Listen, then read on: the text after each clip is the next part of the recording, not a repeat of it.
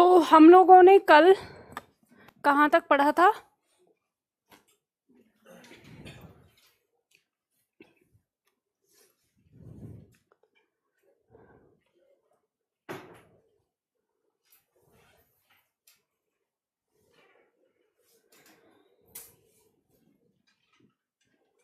विभावना तक पढ़ा था ना।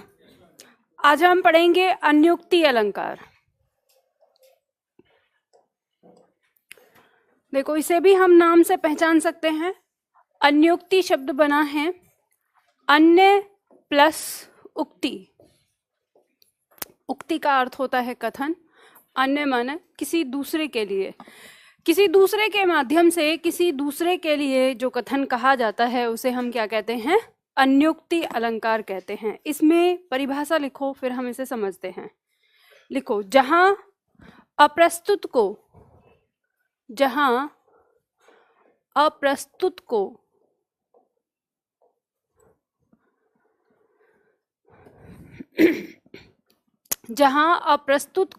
प्रस्तुत मानकर,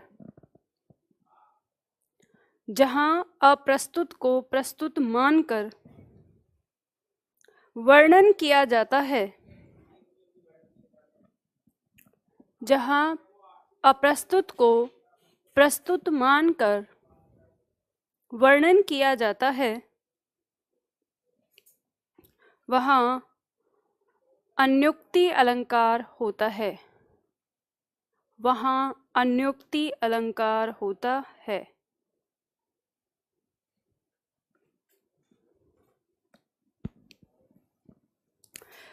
पहचान देखो, इसकी पहचान कह रही है कि जिन पंक्तियों के दो दो अर्थ होते हैं, एक शब्दार्थ होता है और एक भावार्थ होता है, तो इससे आप पहचान सकते हो अन्युक्ति अलंकार।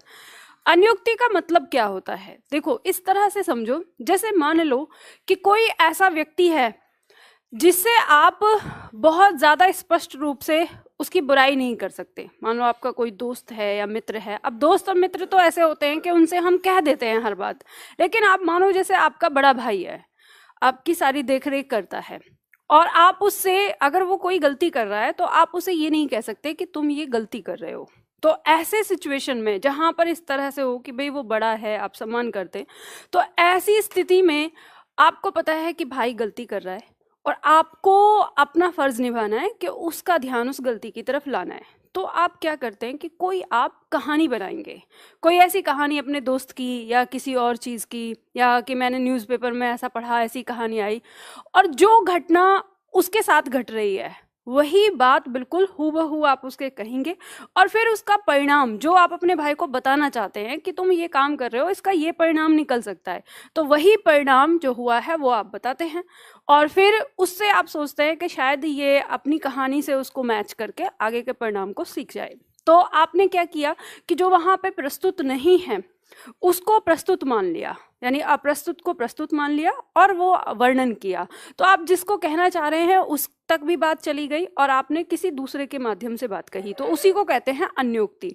अब इसमें क्या हुआ कि आपने जो बात कही है, एक तो उसमें शब्दार्थ है जो आप शब्द से शब्द कहना चाहते हैं, और भावार्थ क्या है? भावार्थ वो है जो सामने वाला समझे, कि उसे समझ में आ जाए कि जैसी घटना ये हुई है वैसी घटना मेरे साथ भी हो सकती है।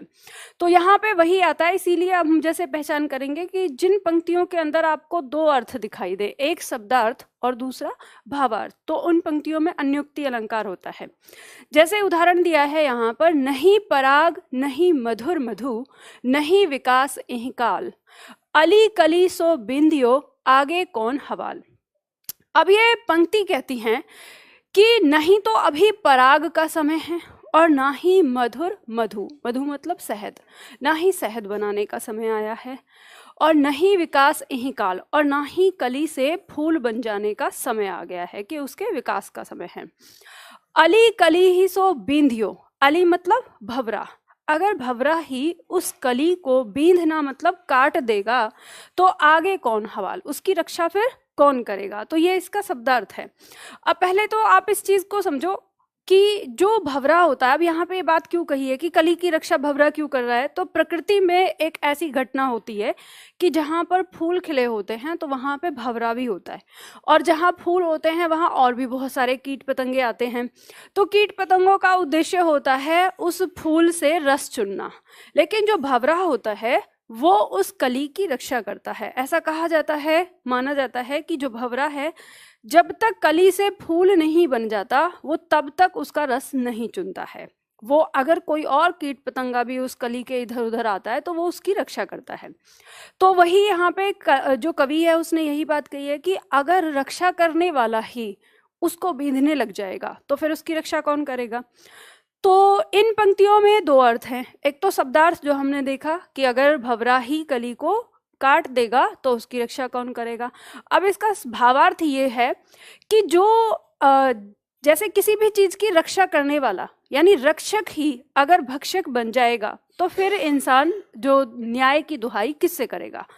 तो इसका भावार्थ निकलता है। पर इन पंक्तियों का प्रयोग कब हुआ था? बिहारी जी ने इन पंक्तियों का प्रयोग किया था अपने राजा के लिए। तो हुआ ये था कि बिहारी जी जिस दरबार में रहते थे, तो जयसिंह शायद राजा का नाम बोला जाता है, मुझे याद नहीं है इस समय, तो उस राजा ने एक नाबालिग लड़की से विवाह कर लिया था। कोई लड़की बहुत सुंदर थी तो उसने नाबालिग कन्या से विवाह कर लिया और उसके ही प्यार में वो पड़ गया था। तो तब कवि ने, अब कवि ऐसे तो कह नहीं सकता राजा से कि भाई आप ये कर रहे हो, ये गलत है, तो उन्होंने ये पंक्तियां लिखकर भेजी थी उनके पास। तो इसका मतलब यही था कि जब राजा ही इस तरह से करेगा कि एक नाबालिग कन्या से विवाह कर लिया तो बाकी जनता क्या करेगी। तो ये तो आपको ध्यान रखना चाहिए उस चीज का। तो इन पंक्तियों में दो अर्थ आ जाते हैं। तो मान लो अगर हमें ये ना भी पता हो कि ये कब लिखी गई पंक्तियां, कि इनमें कौन सा अलंकार दिया है, तो फिर भी हमको ये बात समझ में आता है, इसका जो भावार्थ है हमें वो समझ में आता है कि अगर रक्षक ही भक्षक बन जाएगा तो फिर न्याय की गुहाई हम किससे लगाएंगे। ठीक है, तो यहाँ पर इसमें अन्योक्ति अलंकार है, दो अर्थ आ रहे हैं। दूसरा पॉइंट हम देखते हैं तो कह रहा है माली आवत देख के कलियां करें पुकार, फूले फूले चुन लिए काल हमारी बार। पंक्ति का अर्थ समझ में आया? यहाँ पे कह रहा है कि माली को आते हुए देखकर जो कलियां हैं वो पुकार करने लगी हैं। फूले फूले मतलब फूल फूल आज चुन लिए हैं, और काल हमारी बार, ध्यान देना यहाँ होना चाहिए था कल हमारी बार, लेकिन यहाँ लिखा है काल। इस काल शब्द से ही हमें पता चल गया कि इसके अंदर दूसरा अर्थ है, उसने दिया है, क्योंकि काल शब्द जो है वो यमराज के लिए भी प्रयोग में किया जाता है। तो इसका भावार्थ ये है कि जब कवि ने इसको बनाया तो उसका उद्देश्य ये था कि जब यमराज आता है और मनुष्य के पास आने लगता है और उसे लेके चला जाता है तो जो कलियां हैं वो पुकार करने लगती है। मतलब फूले फूले, जिसकी मृत्यु थी उसको तो वो ले गया, अब उसके आसपास बैठ के जो लोग रो रहे हैं वो इसलिए नहीं रो रहे कि वो चला गया, उन्हें कोई फर्क नहीं पड़ा कि वो चला गया, उन्हें अभी अभी एहसास हुआ है कि फूले फूले चुन लिए, जिसकी आज मृत्यु थी उसको तो ये ले गया और कल हमारी बारी है। और इसलिए रो रहे हैं कि माली आवत देख के, यानी मृत्यु को देखकर सब लोग जो है रो रहे हैं, चिल्ला रहे हैं। आपने देखा होगा जब कभी किसी की मृत्यु होती है और आप कभी गए हों, शमशान घाट गए हों या वहां पर, और जैसे वो आदमी जल जाता है तो वहां से जो लौटता है ना व्यक्ति, वो बड़ा ही एक होके ऐसे दृष्टांत देते हुए आता है, अरे कुछ नहीं रखा इस जीवन में, फलना देखो आदमी क्या था, 2 मिनट में खत्म हो गया सब कुछ और ये सब बेकार है, अरे प्यार मोहब्बत से रह लो, कोई लड़ने झड़ने में कुछ नहीं रखा। इतने सारे वो दृष्टांत देते हुए दिखेगा। क्यों? क्योंकि उसको अभी अभी एहसास हुआ है कि कल उसे भी जाना है, वो देख के आया अपनी मंजिल के मुझे कहाँ तक पहुंचना है। पर फिर क्या होता है, ये कुदरत ने एक बहुत गंदी चीज बनाई है मानव के साथ, भूल जाना।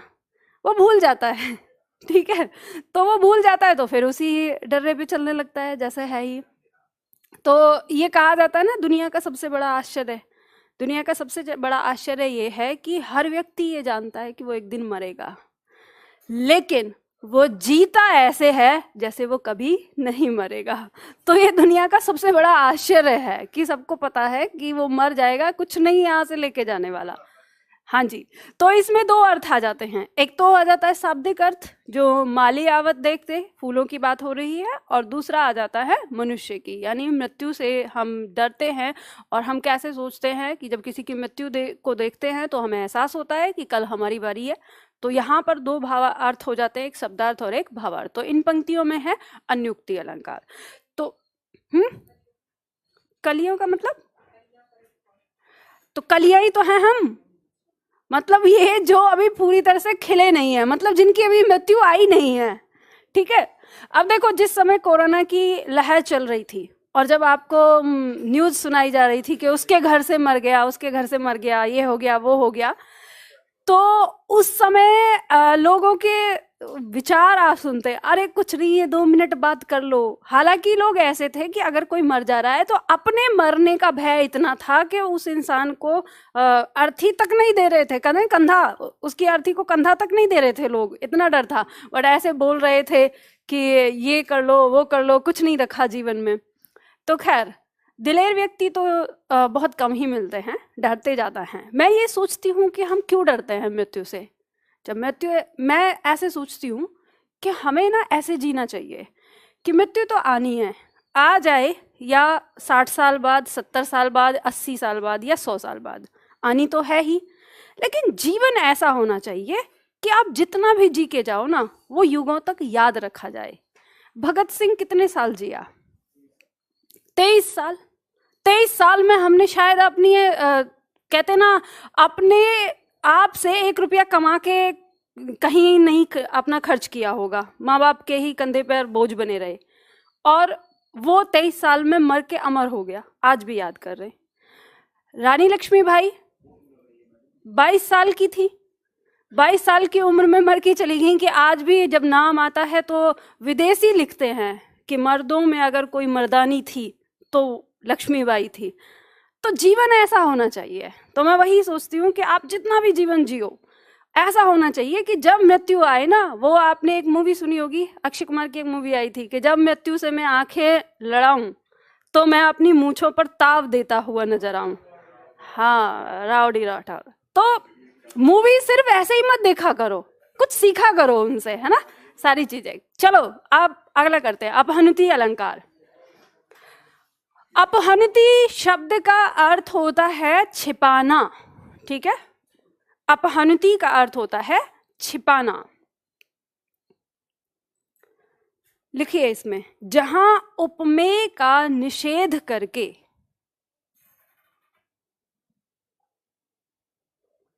जहां उपमेय का निषेध करके उपमान होना सिद्ध किया जाए। जहां उपमेय का निषेध करके उपमान होना सिद्ध किया जाए, वहां अपहनुति अलंकार होता है। वहां अपहनुति अलंकार होता है।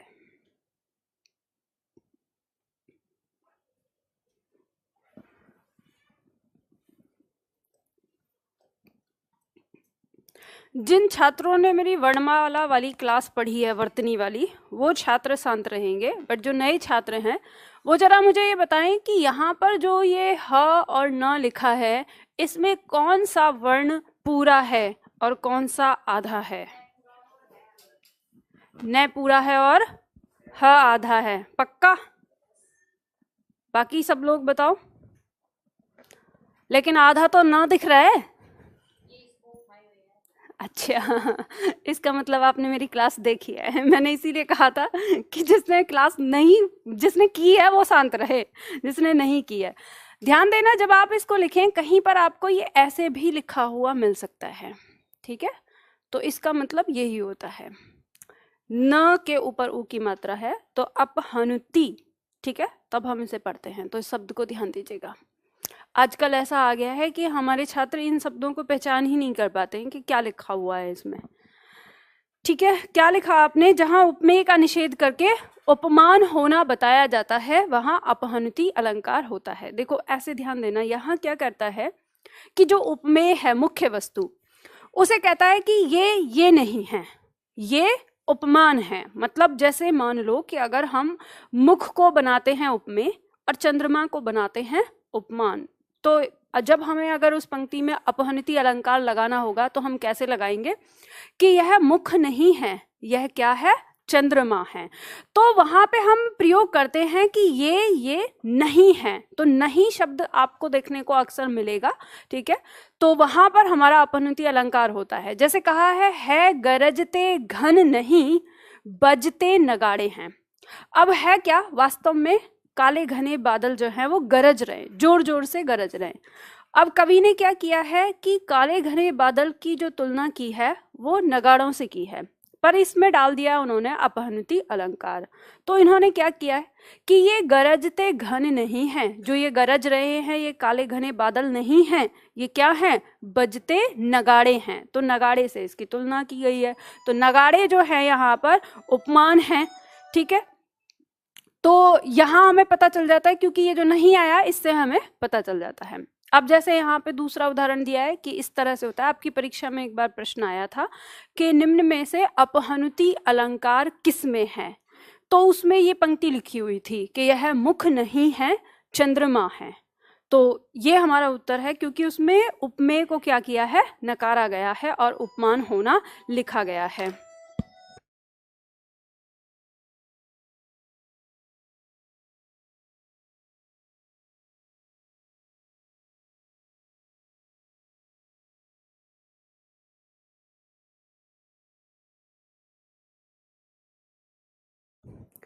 तो ये बात समझ में आ गई आपको। चलो आगे बढ़ते हैं। अगला आता है दीपक अलंकार। दीपक अलंकार ये यूपीएसआई की परीक्षा में आ गया था।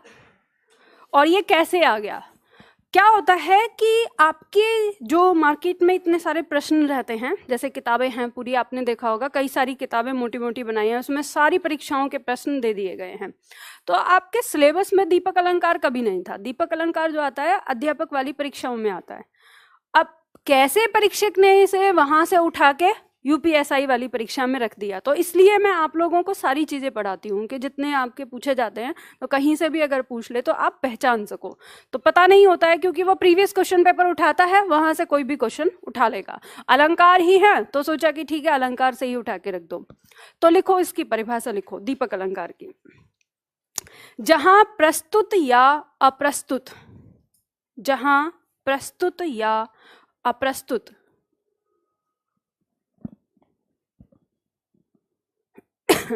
का एक ही धर्म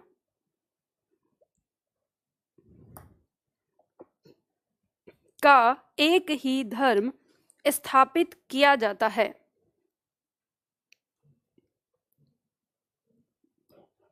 का एक ही धर्म स्थापित किया जाता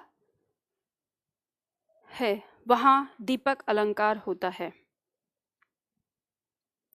वहां दीपक अलंकार होता है।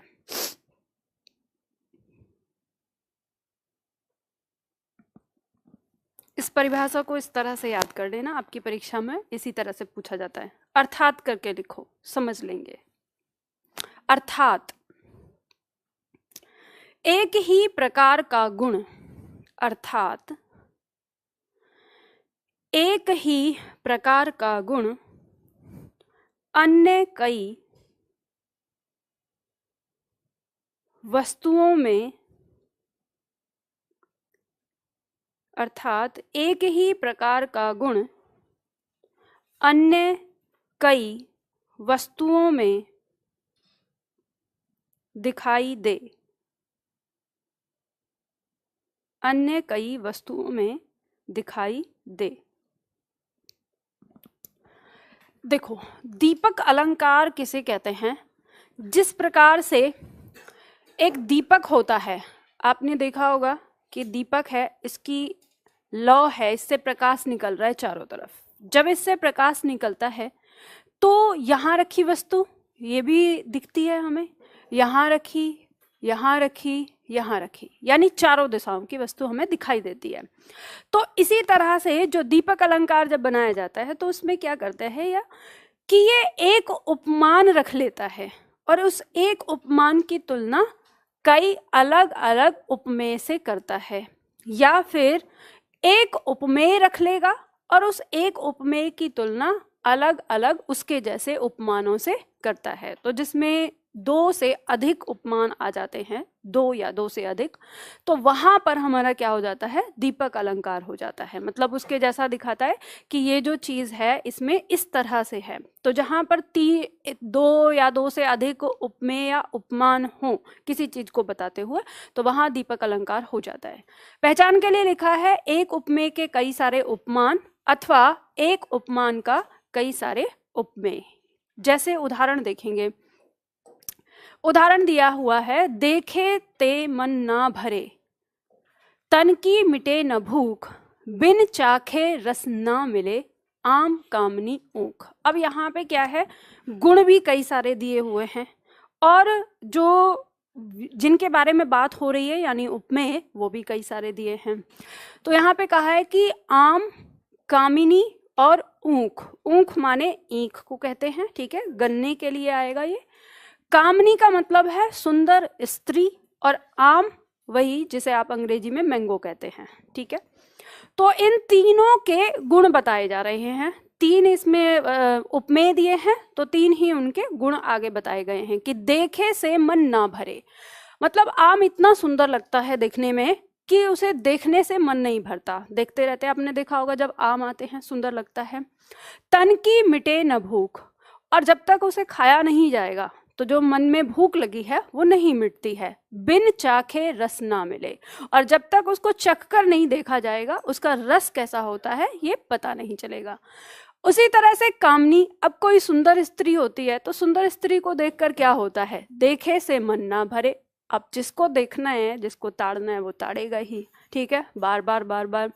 तन की मिटे न भूख, और ये भी है वासना मन में पैदा होती है, और जब तक आप उसका भोग नहीं करते तब तक आपको उसके आनंद की प्राप्ति नहीं होती। उसी तरह से आता है ईख। ईख की बात करें तो वह भी देखने में बहुत सुंदर लगता है, गन्ना। और इसी तरीके से मन में जो उसे खाने की इच्छा जागृत होती है वो तब तक नहीं मिटती है जब तक खाए नहीं, और जब तक वो चखा नहीं जाएगा तब तक उसके आनंद का हमें पता नहीं चलता है, ठीक है। तो यहाँ पर तीनों के लिए अलग अलग बात कही, यानी इसके लिए ये तीन अलग, इसके लिए ये तीन अलग। तो इस तरह से जब भी किसी पंक्ति के अंदर होगा वहां पर क्या होता है, दीपक अलंकार होता है, ठीक है। आगे बढ़ते हैं, अगला आता है प्रतीप अलंकार। प्रतीप अलंकार की परिभाषा लिखिए, जहां उपमान को उपमेय से कम, जहां उपमान को उपमेय से कम अथवा उपमेय को उपमान से अधिक, जहां उपमान को उपमेय से कम अथवा उपमेय को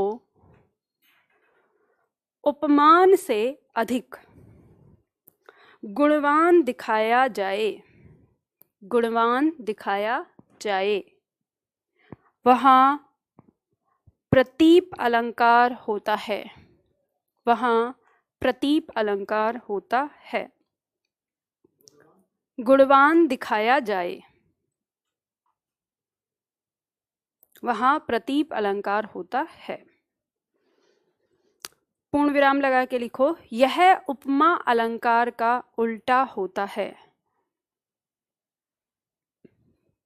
यह उपमा अलंकार का उल्टा होता है। जहां उपमेय को उपमान से कम अथवा उपमेय को उपमान से अधिक गुणवान दिखाया जाए, वहां प्रतीप अलंकार होता है। यह उपमा अलंकार का उल्टा होता है। अब ये जो लिखा है आपने लास्ट में कि यह उपमा अलंकार का उल्टा होता है, इसको आप हाईलाइट कर लीजिए, क्योंकि आपकी परीक्षा में प्रतीप अलंकार से यह पंक्ति कई बार पूछी गई है कि उपमा अलंकार का उल्टा अलंकार कौन सा होता है, तो प्रतीप अलंकार होता है, ठीक है। इसके साथ साथ इसे आपको समझना है, यहाँ पे कहा है कि जो उपमान है उसको उपमेय से कम, जैसे मान लो जिससे हम तुलना कर रहे हैं उसको मुख्य वस्तु से कम गुणवान दिखाया जाएगा, या फिर उपमेय को जो जिससे तुलना कर रहे हैं, यानी मुख्य वस्तु को जिससे उसकी तुलना हो रही है उससे ज्यादा गुणवान दिखाया जाएगा। तो इस तरह से हो सकता है, जैसे हम मुख की तुलना चंद्रमा से कर रहे हैं तो हम ये कहेंगे कि मुख बहुत अधिक सुंदर है चंद्रमा की तुलना में। तो यहाँ पे क्या हो गया, चंद्रमा से हमने ज्यादा अधिक उसका गुणगान कर दिया। या हम ये कहेंगे कि चंद्रमा कम सुंदर है मुख की तुलना में। तो यहाँ पर ये दोनों ही बातें एक ही बात को सिद्ध कर रही हैं, बस ये कहने का तरीका बदल रहा है। तो यहीं पे ये प्रतीप अलंकार होता है। जैसे उदाहरण हमारा दिया है, चंद्रमा मुख के समान सुंदर है। तो उपमा अलंकार में हमने क्या कहा था कि मुख चंद्रमा के समान सुंदर है, और यहाँ हम उल्टा कह रहे हैं कि चंद्रमा मुख के समान सुंदर है। तो इसमें सुंदर हम ज्यादा किसको दिखा रहे हैं, मुख को ज्यादा सुंदर दिखा रहे हैं। तो यहीं पे हमारा क्या हो गया, प्रतीप अलंकार हो जाता है। जग प्रकाश तब जस करे, वृथा भानु यह देख। पंक्ति कहती है कि जब किसी के जीवन में, जस मतलब यश यानी प्रसिद्धि, जब किसी के जीवन में उसकी प्रसिद्धि प्रकाश करने लगती है, उजाला करने लगती है, अर्थात जब किसी के जीवन में प्रसिद्धि ज्यादा फैलने लगती है, तो वृथा भानु यह देख। भानु मतलब सूर्य, सूर्य कैसा लगता है, वृथा मतलब बेकार। फिर उसको क्या लगता है, सूरज की रोशनी जो है बेकार लगती है, क्योंकि उसके जीवन में यश की रोशनी फैल रही है। तो स्वाभाविक सी बात है, यहाँ पे सूरज की रोशनी को क्या किया है, कम दिखा दिया है। तो यही हमारा क्या हो गया, प्रतीप अलंकार कहलाता है। यहाँ पर आपके अलंकार समाप्त हो जाते हैं। अब जो अध्यापक की कुछ परीक्षाएं होती हैं उनमें अलंकार के ये दो नाम आते हैं जो दिए गए हैं। अब ये दो नाम कैसे हैं, जैसे आपने शब्द अलंकार और अर्थ अलंकार को समझा ना, वैसे ही है कि शब्द अलंकार कौन से होते हैं, जिनमें शब्दों के माध्यम से चमत्कार होता है। तो अनुप्रास, यमक, श्लेष, ये सब क्या है, हमारे शब्द अलंकार हैं। अब यहाँ पे इसी तरह से संकर और संसृष्टि अलंकार की बात कर रहा है। तो संकर अलंकार हम उन अलंकारों को कहते हैं जहां एक ही स्थान पर एक से अधिक अलंकार नीर क्षीरवत, नीर माने पानी और क्षीर माने दूध, ठीक है। तो पानी और दूध की भांति, अगर मान लो हमने एक गिलास में पानी लिया और एक गिलास में दूध और दोनों को आपस में मिला दिया, तो आप उसमें अंतर कर पाएंगे क्या कि कौन सा दूध है कौन सा पानी है, नहीं। मतलब वो क्या होता है, पूरी तरह से मिल जाता है। तो इसका कहने का मतलब है कि अगर किसी पंक्ति में कोई दो अलंकार ऐसे मिले हों कि आप उन्हें अलग ना कर पाए कि कहाँ से लेके कहाँ तक ये अलंकार है और कहाँ से लेके कहाँ तक ये अलंकार है, तो वहां पे हमारा क्या होता है, संकर अलंकार होता है। जैसे आपने उदाहरण देखा था, उषा सुनहरे तीर बरसाती जय लक्ष्मी सी उदित हुई। अब इस पंक्ति में जय लक्ष्मी सी भी दिया हुआ है, तो ये कहा है कि जो सुबह है वो कैसे जयलक्ष्मी के समान तीर बरसाते हुए उग रही है। तो इसमें उपमा अलंकार भी है और इसके साथ साथ इसमें मानवीकरण भी है। तो इस पंक्ति के अंदर अगर आपसे पूछ लिया जाए कि अलंकार का कौन सा भेद है, तो हम कहेंगे संकर अलंकार, ठीक है। इसी तरह से हमने कहा था कि काम सा रूप है प्रताप दिनेश सा, ऐसा जो लिखा हुआ था, तो उसमें क्या था, उपमा भी है उसमें और उल्लेख भी है, दोनों कैसे हैं, निर्क्षीरवत मिले हुए हैं, हम अलग नहीं कर सकते। तो वो हमारा क्या होता है, संकर अलंकार होता है। बात समझ में आ गई ना। तो जिनकी परीक्षाओं में अगर आता है कि संकर अलंकार कैसे होंगे, तो आप ही समझ लेंगे कि वो निर्क्षीर मतलब दूध पानी की भांति मिले हुए होते हैं, उनमें अंतर नहीं किया जा सकता। तो दो या दो से अधिक अलंकार होते हैं। संसृष्टि अलंकार की जब बात आएगी, तो जहां दो अथवा दो से अधिक अलंकार परस्पर मिलकर भी अलग अलग स्पष्ट रहें, वहां संसृष्टि अलंकार होता है। अब इसमें कैसे होता है कि जैसे मान लो ऊपर पंक्ति दी हुई है आपकी, इस पंक्ति में कोई दूसरा अलंकार आया हुआ है, लेकिन इसका अर्थ जो है वो नीचे तक जाके पूरा होता है। तो यहाँ पर भी इसका दिया हुआ और यहाँ कोई दूसरा अलंकार दिया हुआ है, तो आप आराम से दो पंक्तियों के टुकड़े करके इसको अलग कर सकते हैं, इसको अलग कर सकते हैं कि इतना इधर हो गया इतना इधर। तो जब ऐसे अलंकार होते हैं वहां पर हम क्या बोलते हैं कि संसृष्टि अलंकार है। इसमें समझ गए बात को। तो इस तरह से दो आते हैं अगर कभी किसी की परीक्षा में आए, तो जिनको अध्यापक वाली परीक्षाएं करनी है उनके लिए। अब देखो, जिन छात्रों को अध्यापक वाली परीक्षाएं पढ़नी है उनके अलंकार यहाँ समाप्त नहीं होते, लास्ट में दिए हुए हैं आपको।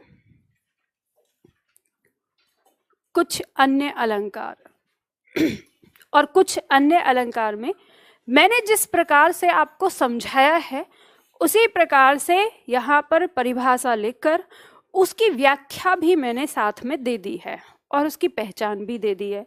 तो आप आराम से पहचान कर सकते हैं कि कौन सा अलंकार किस तरह से हमें पहचानना है। तो जिनकी परीक्षाओं में ये आता है या जिन्हें अध्यापक वाली परीक्षाएं देनी हैं तो वे छात्र इन जो दिए हुए अलंकार हैं इन्हें आप देख सकते हैं, ठीक है, पढ़ लेना इन्हें। और अगर ये रहे कि नहीं मैम आप करा दो तो फिर मैं इनको ये जो अलंकार हैं इनको मैं YouTube पर करा दूंगी, तो वो वीडियो आपको भी क्लास में डाल दूंगी। पर अभी तुरंत नहीं कह रही, इसलिए मैं कह रही हूँ आप लोग याद करना। क्योंकि ऐसा क्यों?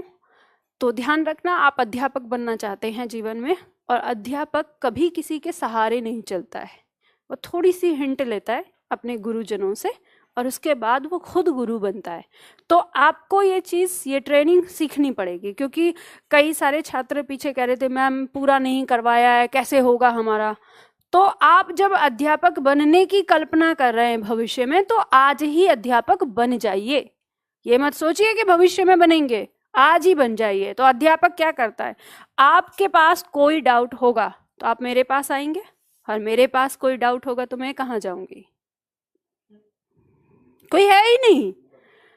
गूगल गूगल बाबा हिंदी नहीं पढ़ाता, वो सब कुछ पढ़ाता होगा लेकिन हिंदी में वो हमारे हिंदी भाषी वाले लोगों से भी ज्यादा गंदा है, तो उसकी हिंदी अच्छी नहीं है, ठीक है।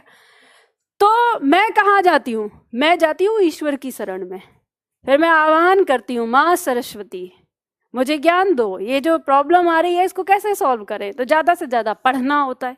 जब ज़्यादा से ज़्यादा पढ़ते हैं, उसका अभ्यास करते हैं, तो अपने आप हमें समझ में आता है। तो मैं इसलिए ये चीज़ कह रही हूँ कि जो कुछ चीज़ें आपकी मैं देती हूँ कि इन्हें पढ़ लेना, तो उन्हें पढ़ा करो। ये मत सोचो कि मैडम ने नहीं बताया, मैं तो बता दूंगी जैसा टाइम मिलेगा उसके हिसाब से।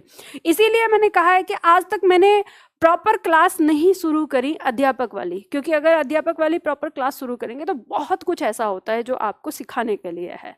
तो जब हम लेंगे क्लास की, जिस समय मैं ट्रेनिंग के लिए शुरू करूंगी उन समय मैं सारी पढ़ा दिया करूंगी, पर अभी पहले आपको पढ़ना है। तो अब आप लोगों ने जाके अभ्यास किया था इसमें। अच्छा, पहले एक बार आपको रिवीजन करा देती हूँ जो हमने पढ़ा है शुरू से लेके अभी तक।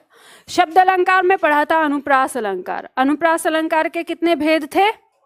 अब बोलो, आवाज आनी चाहिए माइक तक। कौन कौन सा? छेकानुप्रास, वृत्यानुप्रास, लाटानुप्रास, अंत्यानुप्रास और श्रुत्यानुप्रास। छेका में कितने वर्ण की आवृत्ति? 2 वर्ण की। वृत्या में 2 या 2 से अधिक। लाटा में वाक्य या उपवाक्य की आवृत्ति, और अंत्या में अंतिम अक्षर की आवृत्ति, और श्रुत्या में त वर्ग की आवृत्ति।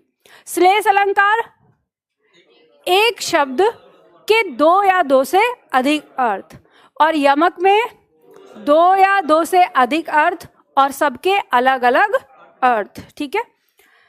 आगे हमने देखा उपमा अलंकार। उपमा अलंकार में पहचान क्या करनी है? सा, सी, सो, सम जैसे शब्द देखने को मिलेंगे।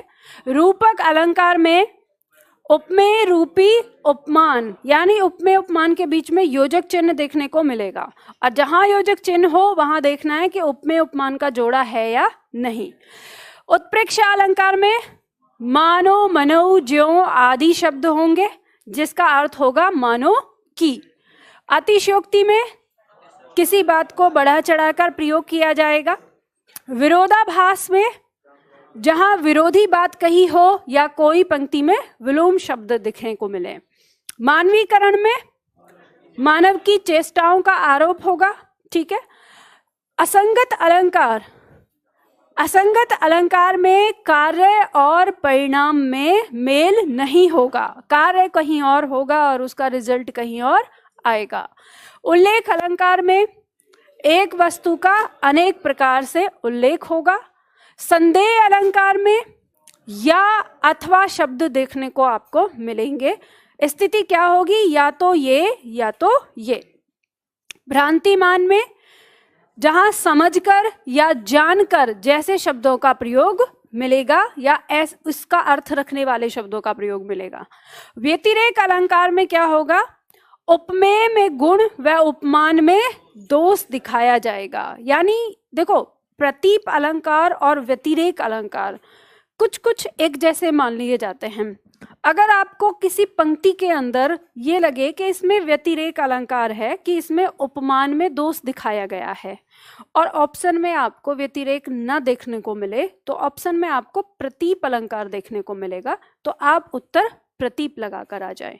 या अगर कभी ऐसा हो कि आपको पंक्ति में दिख रहा है कि इसमें प्रतीप होना चाहिए लेकिन प्रतीप अलंकार ऑप्शन में नहीं है, तो वहां पर व्यतिरेक लगा सकते हैं। ये दोनों एक जैसे होते हैं लगभग, ठीक है। दृष्टांत अलंकार में पंक्ति में कोई कहावत या लोकोक्ति या मुहावरे का प्रयोग देखने को मिलेगा आपको। विभावना अलंकार में बिना, बिनु, बिन, यानी कार्य जो होगा मतलब साधन नहीं होगा लेकिन उसका परिणाम जरूर निकलता हुआ दिखेगा। अन्योक्ति में दो अर्थ होंगे पंक्ति के, शब्दार्थ और भावार्थ। अपहनुति अलंकार में पंक्ति में नहीं शब्द देखने को मिलता है। अपहनुति मतलब छिपाना, और हम छिपाते कैसे हैं, नहीं करके। मान लो हम कहें कि तुम्हारे पास किताब है और हमको किताब छिपानी है, तुम क्या कहेंगे, नहीं मेरे पास किताब नहीं है। तो कहने का मतलब है अपहनुति मतलब छिपाना, तो नहीं का प्रयोग करेंगे। प्रतीप अलंकार गुण में उपमेय अधिक होगा और उपमान कम होगा। दीपक अलंकार में एक उपमेय के कई सारे उपमान होते हैं। अब यहाँ पे कुछ पंक्तियां दी हुई हैं, आपने अभ्यास किया था घर जाके कि नहीं? नहीं किया? प्रश्नोत्तर किए थे तो वही है, इसमें प्रश्नोत्तर में ही दिए हुए हैं। तो आप ध्यान देना, मैं आप लोगों को प्रश्नोत्तर करवा रही हूँ, और प्रश्नोत्तर करा के इसमें से जो आपको लगे कि ये वाला नहीं बताया गया है तो वो पूछ लेना आप मुझसे, ठीक है, कि किसमें कौन सा है। ये आपको इस तरह से दिया है कि जब आपके पास ऑप्शन ना हो तो आप कैसे निकालेंगे कि कौन सा अलंकार इसमें है। तो ये जरूर जाके करना आप घर पे। अच्छा ये बताओ, कल क्लास लेना चाहोगे कि नहीं? कितने छात्र हैं जो कल आ सकते हैं? आ जाएंगे? तुम लोग नहीं जा रहे हो घर?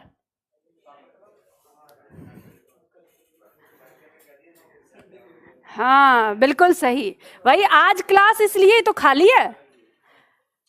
कुछ छात्र मुझसे कह रहे थे कि हमारे फलने सर ने 4 दिन की छुट्टी कर दी है, फलने सर ने 5 दिन की छुट्टी कर दी है, ऐसे ऐसे।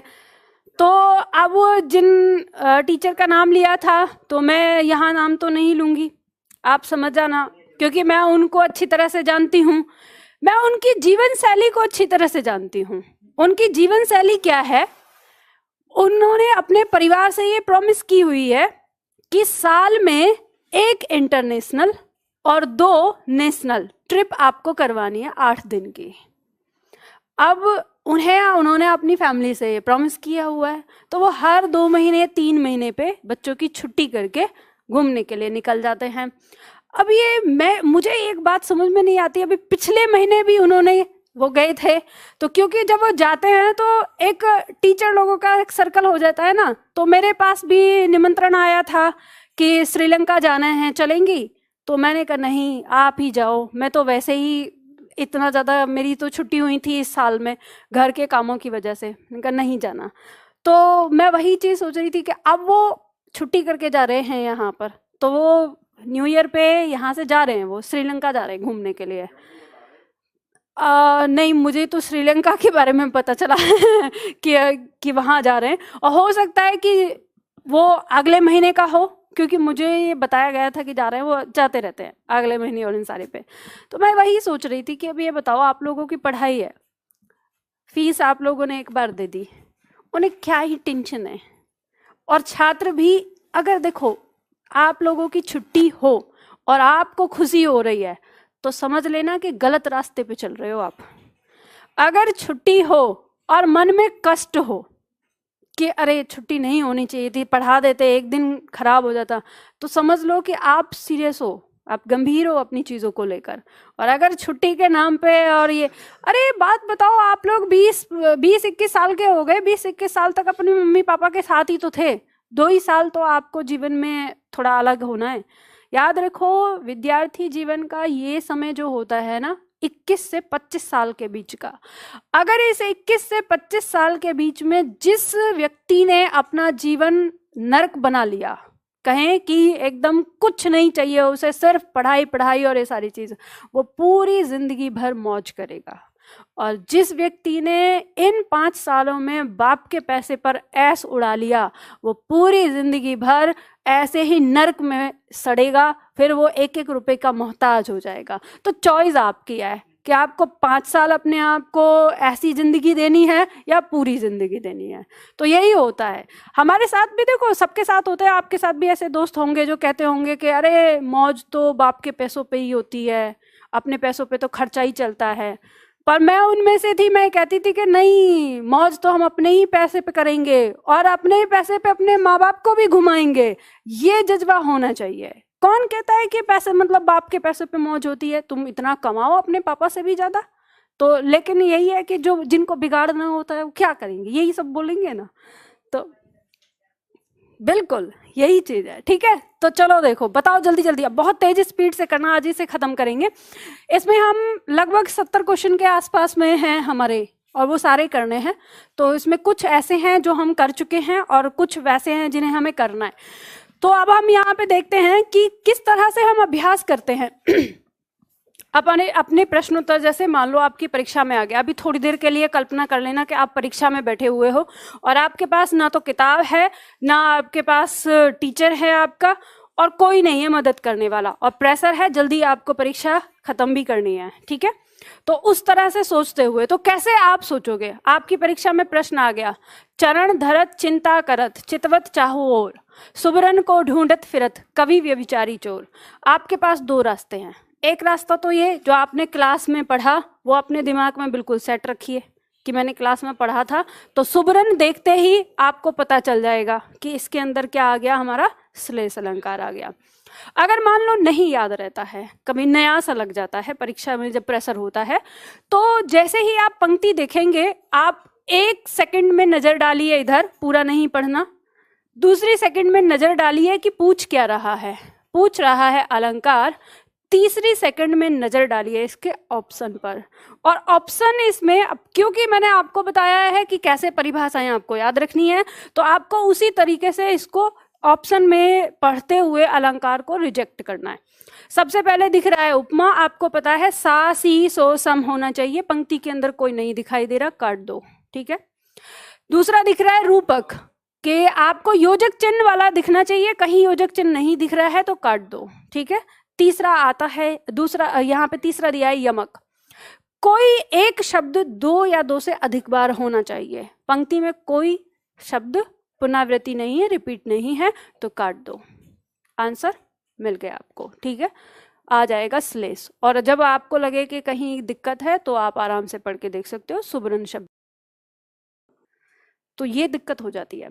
खैर चलो, आवाज आ रही है, अब देखते हैं जब तक होता है, नहीं तो खैर इसको बंद ही रहने दो, या अभी तो चल रहा है ये, फिर चलो तब देखते हैं, ठीक है। तो ये बात आपको समझ में आई किस तरह से करना है। अब ऑनलाइन में जहाँ पे रुका था वो ऐसी जगह पे रुका था कि उन्हें समझ में नहीं आया कि हमने क्या बोला, फिर मैं आपको फिर से समझाती हूँ, हम अगले इस पर करेंगे। तो मैं आपको बता रही थी कि जब आप परीक्षा में जाएंगे तो कोई भी आपको जब हल करना है तो सबसे पहले क्या देखना होता है, प्रश्न देखेंगे, प्रश्न में देखेंगे कि वो हमसे पूछ क्या रहा है। तो नंबर 4 करते हैं हम, तो हम यहाँ पर देखते हैं कि वो हमसे क्या पूछ रहा है, पूछ रहा है अलंकार, अलंकार बताना है। फिर हम देखते हैं अगले ही क्षण कि इसमें कौन कौन से अलंकार उसने हमको दे रखे हैं, ठीक है। तो यहाँ अतिशयोक्ति, उपमा और उत्प्रेक्षा और रूपक दिया हुआ है।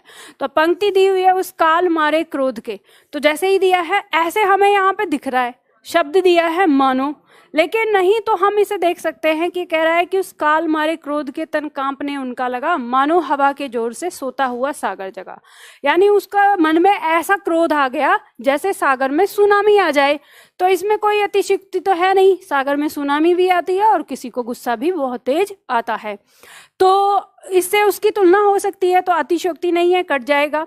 उपमा के लिए हमें क्या चाहिए होता है, सा सी सो सम, तो नहीं है तो ये कट जाएगा।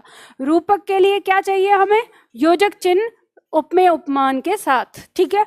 तो यह भी नहीं है, तो बच गया हमारे पास क्या, उत्प्रेक्षा। तो इसी तरह से जब भी आप अपना आंसर करेंगे हमेशा ऑप्शन को काट लें। नंबर 5 देखो, अब जल्दी जल्दी से करूं फटाफट। पूत कपूत तो क्यों धन संचय, पूत सपूत तो क्यों धन संचय। हमेशा ध्यान रखना, जब ये पूछा जाएगा अनुप्रास अलंकार के भेद, तो आपको ऑप्शन में अनुप्रास के ही भेद दिए जाएंगे। जैसे दिया छेका, वृत्या, लाटा और अंत्या। तो यहाँ पे आप देख सकते हैं कि पंक्ति की पुनर्वृत्ति हो रही है, तो इसमें क्या हो जाएगा, लाटानुप्रास हो जाएगा। यह आपने पढ़ाई है और कुछ सीखने की जरूरत ही नहीं है। नंबर 6 की बात करेंगे। निम्नलिखित विकल्पों में से शब्द अलंकार को रेखांकित कीजिए, चिन्हित कीजिए। शब्द अलंकार बताना है। यमक, रूपक, व्यतिरेक, प्रतीप, इनमें से शब्द अलंकार कौन सा है। तो यमक पढ़ा है हमने, यमक अलंकार हमारा क्या है, शब्द अलंकार। तो ए आंसर आ जाएगा। अब देखो कुछ चीजों को आप याद रखना पड़ेगा आपको। जहां बिना कारण के कार्य का होना पाया जाए वहां कौन सा अलंकार होगा। बिना कारण के कार्य हो रहा है तो वहां विभावना अलंकार होता है, ठीक है। नीचे लिखे विकल्पों में से कौन सा विकल्प रूपक अलंकार से संबंधित है। रूपक अलंकार से संबंधित कौन सा विकल्प है, ये हमें देखना है। तो अब हम देखेंगे कि रूपक के जैसा, इसका मुख चंद्रमा के समान है, तो के समान किस में आता है, उपमा में। चंद्रमा इसके मुख के समाने है, तो ये तो गलती लिखा है। यह चंद्रमा रूपी मुख है, तो चंद्रमा रूपी मुख है, यही हमारा रूपक कहता है। यह मुख है अथवा चंद्रमा, तो ये किस में है, संदेह में, ठीक है। तो ऐसे भी आपसे प्रश्न किया जा सकता है कि जरूरी नहीं कि आपको पंक्ति ही देगा, कोई ऐसी पंक्ति दे देगा जिसमें इस तरह की स्थिति आ रही हो और आप उसे पहचानेंगे, ठीक है। तो आंसर क्या हो जाएगा, सी। तरनी तनुजा तट तमाल तरवर बहु छाए, कौन सा अलंकार है, अनुप्रास, यमक, उत्प्रेक्षा, उपमा। तो आपको पता है त वर्ण की आवृत्ति, तो इसलिए अनुप्रास हो गया। अब देखो दिया है 10। नवल सुंदर श्याम शरीर की सजल नीरद सी कल क्रांति थी। तो यहाँ पे उपमा, रूपक, श्लेष, उत्प्रेक्षा दिया है।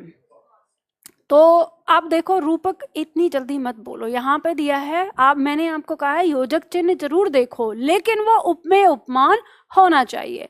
तो कह रहा है श्याम शरीर, श्याम रूपी शरीर नहीं होता, श्याम का शरीर। यहाँ पे क्या है इसका मतलब, कह रहा है नवल माने नया, सुंदर माने सुंदर, नया सुंदर श्याम का शरीर की सजल, सजल मतलब जल से युक्त, जल से भरा हुआ। नीरद किसका पर्यायवाची है, नीर माने पानी, द माने धारण करने वाला, अर्थात बादल। तो बादल सा, यहाँ पे सी दिया है, तो बादल के समान, जैसे जल से भरे हुए बादल की कल क्रांति होती है, मतलब उसकी चमक होती है, वैसी ही चमक किसकी है, श्याम के शरीर की। तो यहाँ पे रूपक तो कहीं है ही नहीं, क्या है, सी दिया है, उपमा है। बहुत सावधानी से, इसीलिए मैंने आपको कहा है कि केवल योजक चिन्ह देखकर नहीं आप कह सकते। 2 है यहाँ पर योजक चिन्ह, एक यहाँ दिया है और एक यहाँ दिया है और यहाँ दिया है। तो योजक चिन्ह देखकर नहीं, योजक चिन्ह देखना है, रूपक, उपमेय और उपमान होना चाहिए योजक चिन्ह में। तो कल क्रांति मतलब कल चमकदार क्रांति, चमक होनी चाहिए उसकी, क्रांति ऐसी दिया है, तो ये भी उपमेय उपमान नहीं है। नीरद सी, बादल के समान, तो इसमें भी उपमेय उपमान नहीं है। और श्याम का शरीर, तो कभी हम जब पढ़ते हैं ना योजक चिन्ह, तो योजक चिन्ह में बहुत जगह योजक चिन्ह लगता है, विलोम शब्दों के बीच में लगता है, सहचर शब्दों के बीच में लगता है, कारक चिन्ह हटाकर योजक चिन्ह लगता है, उपमेय उपमान का संबंध दिखाने के लिए लगता है, विशेषण विशेष्य को दिखाने के लिए लगता है, तो बहुत सारी जगह लगता है। तो आपको पहचानना है, उनमें से एक निकालना होता है, ठीक है। आगे देखेंगे हम, पीपर पात सरिस मन डोला। तो आपको पता है यहाँ पे सरिस जो शब्द है वो किसको दिखा रहा है, उपमा को दिखा रहा है के समान, तो इसमें बी हो जाएगा। अब इसको बताओ नंबर 12, सिर झुकाकर तूने नियति की मान ली यह बात, स्वयं ही मुरझा गया तेरा हृदय जल जात। अब यहाँ हम देखेंगे लाटानुप्रास कह रहा है, पंक्ति की आवृत्ति नहीं है तो लाटानुप्रास कट जाएगा। रूपक, रूपक हम देखेंगे, योजक चिन्ह यहाँ दिख रहा है तो कह रहा है हृदय, हृदय, और जलजात का मतलब क्या होता है? अब अर्थ नहीं पता होगा तो फिर फंस जाएंगे आप। जल माने पानी, जात अर्थात जन्म लेने वाला, जो पानी में जन्म लेने वाला है। तो पानी में जन्म लेने वाला मछली हो सकती है, मगर हो सकता है, मगरमच्छ, कमल हो सकता है। अब कैसे अंदाजा लगाएंगे कि यहाँ किसके लिए कहा गया है? तो सबसे पहली चीज तो हृदय की तुलना हो रही है, तो हृदय की तुलना मछली या मगरमच्छ से तो हो नहीं सकती, तो कमल से ही होगी। फिर 2 कदम और आगे जाएंगे तो यहाँ मुरझाने की बात कर रहा है, तो मुरझाएगा कौन? कमल, फूल ही मुरझाएगा। तो हमें पता चल गया हृदय रूपी कमल। तो हृदय रूपी कमल, तो कमल की तुलना हो सकती है, तो हृदय और जलजात में क्या है? उपमेय उपमान का संबंध है, तो हमें पता चल जाता है कि इसमें रूपक होगा। वक्रोक्ति ये कह रहा है कि सिर झुकाकर, मतलब बहुत आसानी से तूने ये नियति मतलब प्रकृति की बात मान ली और इतनी आसानी से अपने आप ही तेरा जो हृदय रूपी कमल है वो मुरझा गया, तो इस बात में कहीं कोई टेढ़ा कथन नहीं है, तो वक्रोक्ति नहीं होगा। और कोई ऐसा शब्द नहीं है जिसके एक से अधिक अर्थ निकलते हों, तो श्लेष भी नहीं है। तो रूपक अलंकार हमारा हो गया किसमें? यहाँ पर, कि जो तेरा हृदय रूपी कमल है वह अपने आप ही मुरझा गया है। तो यहाँ हमें पता चल जाता है कि रूपक है। अब देखो नंबर 13, फूले कांस सकल मही छाई, जनु बरसा ऋतु प्रकट बुढ़ाई। अब यहाँ देख सकते हैं यमक दिया है पहले, किसी शब्द की आवृत्ति नहीं है, काट दो इसको। आगे दिया हुआ है, अगर हम देखें श्लेष, कोई ऐसा हो सकता है शब्द जिसमें जिसके एक से अधिक अर्थ हो, तो इसीलिए मैंने आपको पहले दिन ये कहा था कि अनेकार्थक शब्द आप उसके अनेकार्थक याद करें ना करें, लेकिन ये जरूर याद रख लेना कि कौन कौन से शब्द में अनेक अर्थ होते हैं। तो वो चीज दी थी, इससे आपको क्या है यहाँ पे हिंट मिल जाती है। ठीक है, तो इस तरह से हमें देखने को मिलता है कि इसमें कोई शब्द नहीं है।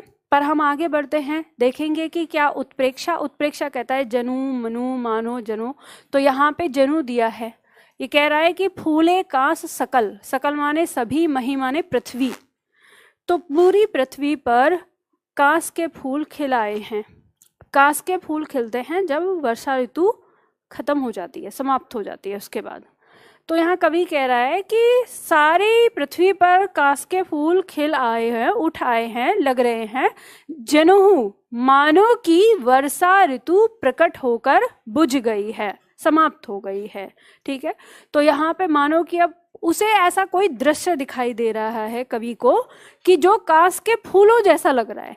तो वो कह रहा है कि ऐसा दृश्य उत्पन्न हो गया है पृथ्वी पर, मानो कि वर्षा ऋतु प्रकट होकर आकर बुझ गई है और फिर उसके बाद कांस के फूल आ गए हैं।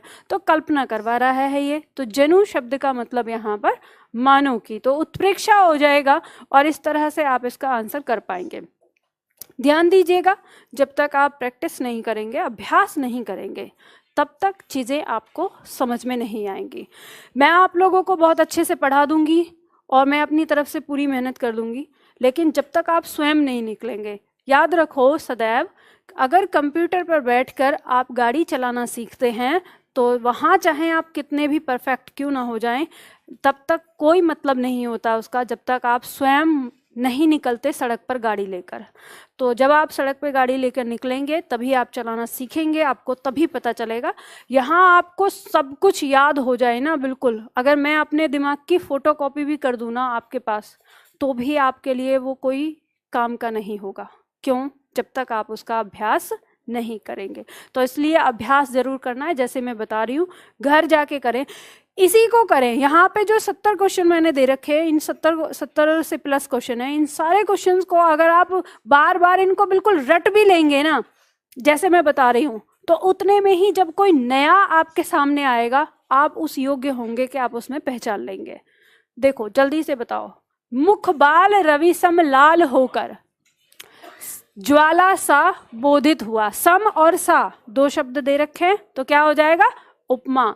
दृष्टांत अलंकार यहां होता है कहां? उपमेय उपमान की समानता में। उपमेय के रूप में कही बात उपमान में भी हो उपमेय से उपमान की विशिष्टता में, उपमेय से उपमान की हीनता में। बी, उपमेय में कही बात उपमान में भी होती है। शेष सुरेश गणेश दिनेश महेश हूं जाहि निरंतर गावे, इस पंक्ति में कौन सा अलंकार है? देखो मैंने आपको बताया था अनुप्रास अलंकार दो तरीके से देखना है, तो शब्द की शुरुआत में वर्ण देखना है या शब्द के अंत में। तो इसमें शब्द के अंत में आया है स स स स स, तो यहां पर हमारा क्या हो जाएगा? अनुप्रास अलंकार हो जाएगा। तो पर बारो उर्वशी सुन राधिके सुजान, तू मोहन के उर्वशी हवे उर्वशी समान। 3 उर्वशी शब्द आए हैं, यमक अलंकार होगा, पढ़ाई था हमने इसमें। नंबर 18, जहां उपमेय की उपमान से समानता बताई जाएगी। अब समानता बता रहा है उपमा अलंकार, बहुत बार पूछा जाता है उपमा। राधा बदन चंद्र सो सुंदर, सो आया है तो क्या हो जाएगा? उपमा हो जाएगा।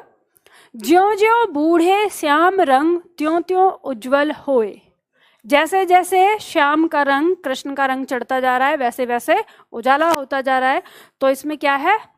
विरोध का आभास है। ठीक है, आप ऐसे भी पहचान सकते हैं। यमक के लिए आप कहेंगे कि मैम ज्यों ज्यों और त्यों त्यों, तो ज्यों ज्यों अगर आ रहा है तो उनका अर्थ दोनों जगह एक ही है, इसलिए यमक नहीं होगा।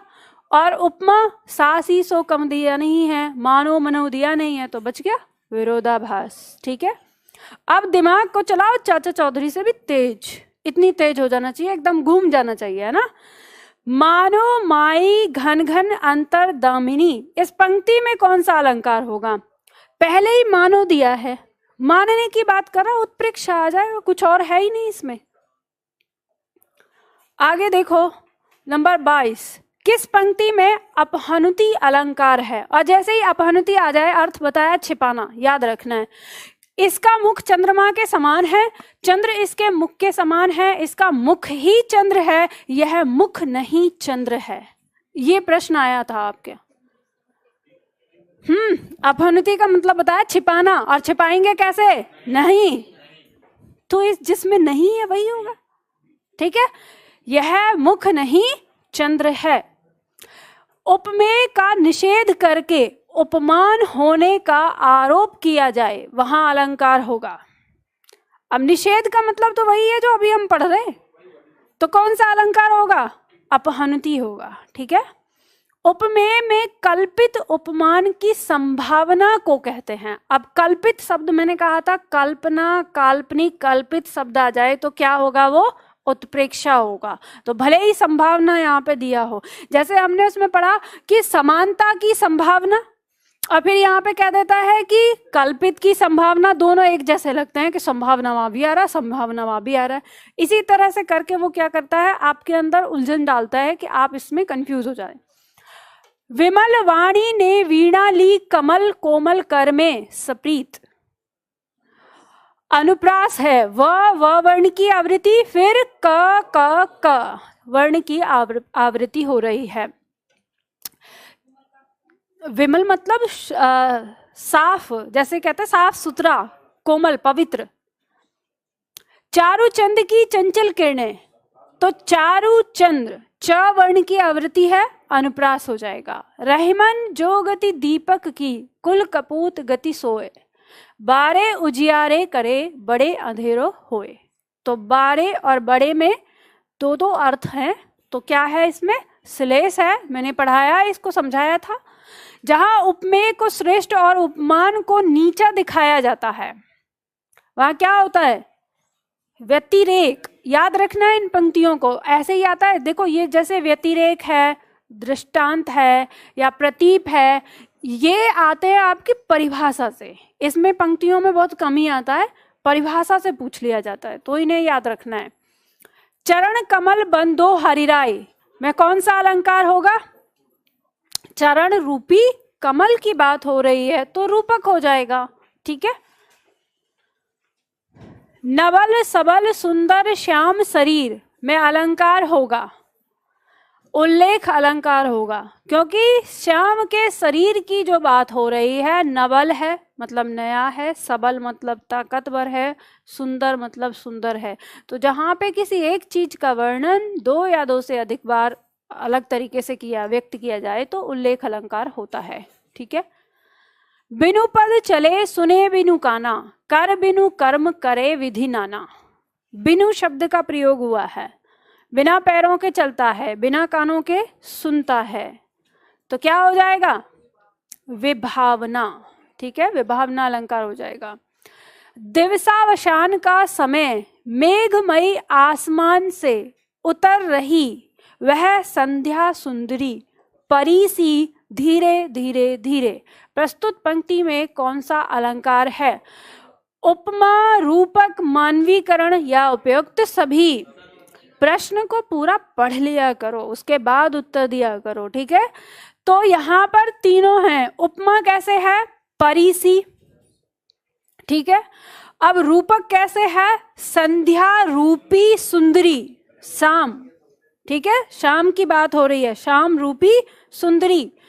और इसके बाद मानवीकरण क्या है? शाम को क्या बता दिया है? सुंदरी बता दिया है।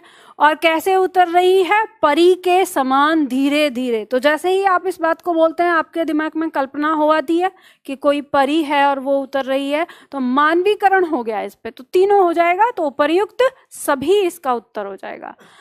नंबर देखो 33। काम सा रूप प्रताप दिनेश सा, सोम सा सील है राम महीप का, में कौन सा अलंकार है? मानवीकरण, रूपक, उपमा या उपर्युक्त सभी।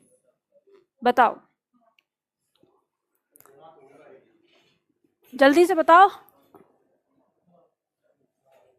उपमा है, ठीक है, सा सी दिख रहा है, और इसमें और भी तो अलंकार था। रूपक कहाँ पे? ऊपर वाले प्रश्न पे मत जाना, मैंने जानबूझ के उसके साथ रखा है ये, क्योंकि सीधे फिर क्या करते हो? उपर्युक्त सभी। दिमाग लगाओ भाई। अरे आपको पता है काम सा रूप प्रताप दिनेश सा, सोम सा सील। अब एक बात को 3 बार कहा गया है तो उल्लेख अलंकार होना चाहिए, उल्लेख ऑप्शन में है नहीं, तो उपयुक्त सभी क्यों लगाएंगे? ठीक है। दूसरा क्या है इसमें? उपमा है, सा की बात हो रही है तो उपमा दिख रहा है, तो उपमा ही इसका उत्तर हो जाएगा। मैंने यहाँ पे ऐसे करके लगा दिया तो आपको लग रहा है कि मैंने आपको हिंट दे दी, फंसा दिया मैंने आपको यहाँ पे। क्या आप दिमाग लगाओ, इधर ही रहे तुम्हारा दिमाग। महीप माने राजा, राजा राम का जो रूप है वो काम के जैसा है, कामदेव जैसा। उनका जो प्रताप है वो दिनेश सूर्य के जैसा चमकदार है, और उनका जो शील आचरण व्यवहार है वो चंद्रमा के समान शीतल है। तो उनकी बात कर रही है। ठीक है, अच्छा इसका बताओ 34। अब अली रही गुलाब में अपत कटीरी डार, इसमें कौन सा अलंकार होगा? उपमा, उत्प्रेक्षा, अन्योक्ति, अतिशयोक्ति। पंक्ति कह रही है अब अली रही गुलाब में, कि अब अली मतलब भंवरा। ठीक है, जब भंवरा गुलाब में रहेगा तो अपत कटीली डाल, अपत मतलब उलझना, तो कटीली डाल में उलझ ही जाएगा। तो अतिशयोक्ति तो नहीं है इसमें, बात तो सही कही है। जब गुलाब में जाएगा तो उसकी कटीली डाल में तो उलझेगा ही। क्या कोई कल्पना करवाई है? नहीं। क्या कोई समानता दिखाया है? नहीं। अब क्या है? अन्योक्ति है। अब अन्योक्ति लगाने से पहले सोच लो, शब्दार्थ तो आपने देख लिया, भावार्थ क्या कह रहा है? ये क्या समझा रहा है आपको? समझा क्या रहा है?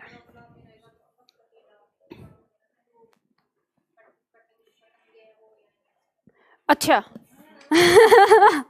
ये कह रही है पंक्ति कि अब अली रही गुलाब में अपत कटीरी डाल, कि भंवरा अगर गुलाब में रहेगा तो कटीरी डाल में उलझेगा ही। तो इसका भावार्थ ये है कि जो लोग ये शिकायत करते हैं कि मैंने तो प्यार किया था और गम मेरे हिस्से में आया, तो वो बता रहा है यहाँ पर गुलाब का जो अर्थ है ये प्यार, प्रेम को दिखा रहा है। प्रेम का प्रदर्शन किस फूल से करते हैं आप? गुलाब से करते हैं ना। तो कह रहा है कि अगर आप प्रेम करोगे, अब और यहाँ अली का मतलब मनुष्य से आ गया है, मतलब भंवरे से, जो प्रेम करने वाला, अब वो स्त्री हो या पुरुष। जब आप प्रेम करोगे तो दुख रूपी संसार में, कटीली डार में तो उलझोगे ही उलझोगे, तो फिर शिकायत किस बात की? एंजॉय करो उसे।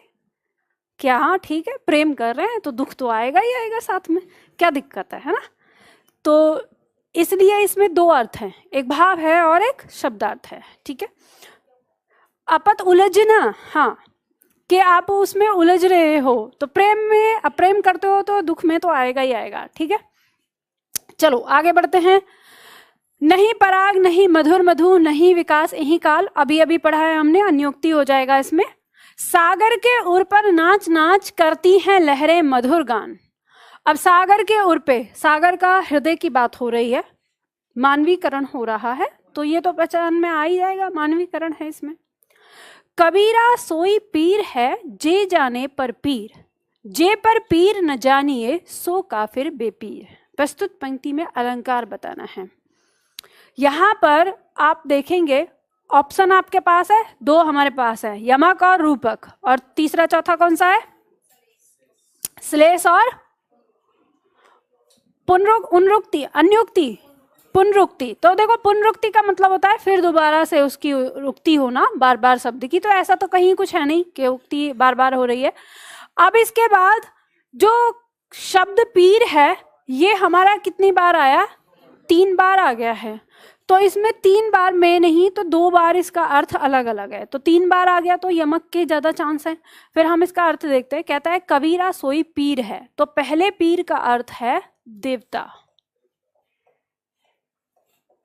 कबीरदास जी कहते हैं कि देवता वही है जे जाने पर पीर, इस पीर का मतलब है पीड़ा, ठीक है। तो पीर शब्द के 2 अर्थ हो गए, तो यमक हो गया कि देवता वही है जो दूसरे की पीड़ा को जानता है, जे पर पीर न जानिए, जो दूसरे की पीड़ा को नहीं जानता सो काफिर बेपीर, वो बेपीर है और काफिर है, फिर वो देवता नहीं है, ठीक है। तो इसमें क्या हो गया? यमक अलंकार।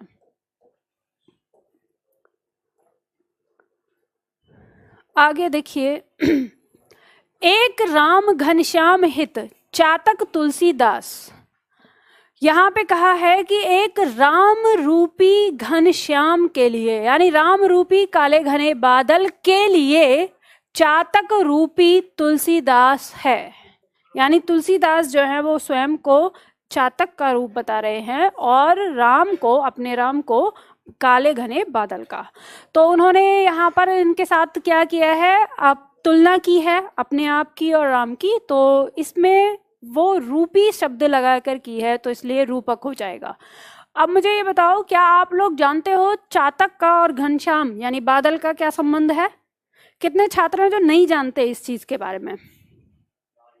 ना तो आप आशिक हो इसका मतलब, और ना ही फिर आप लोगों ने ज्यादा पढ़ाई करी है, ठीक है।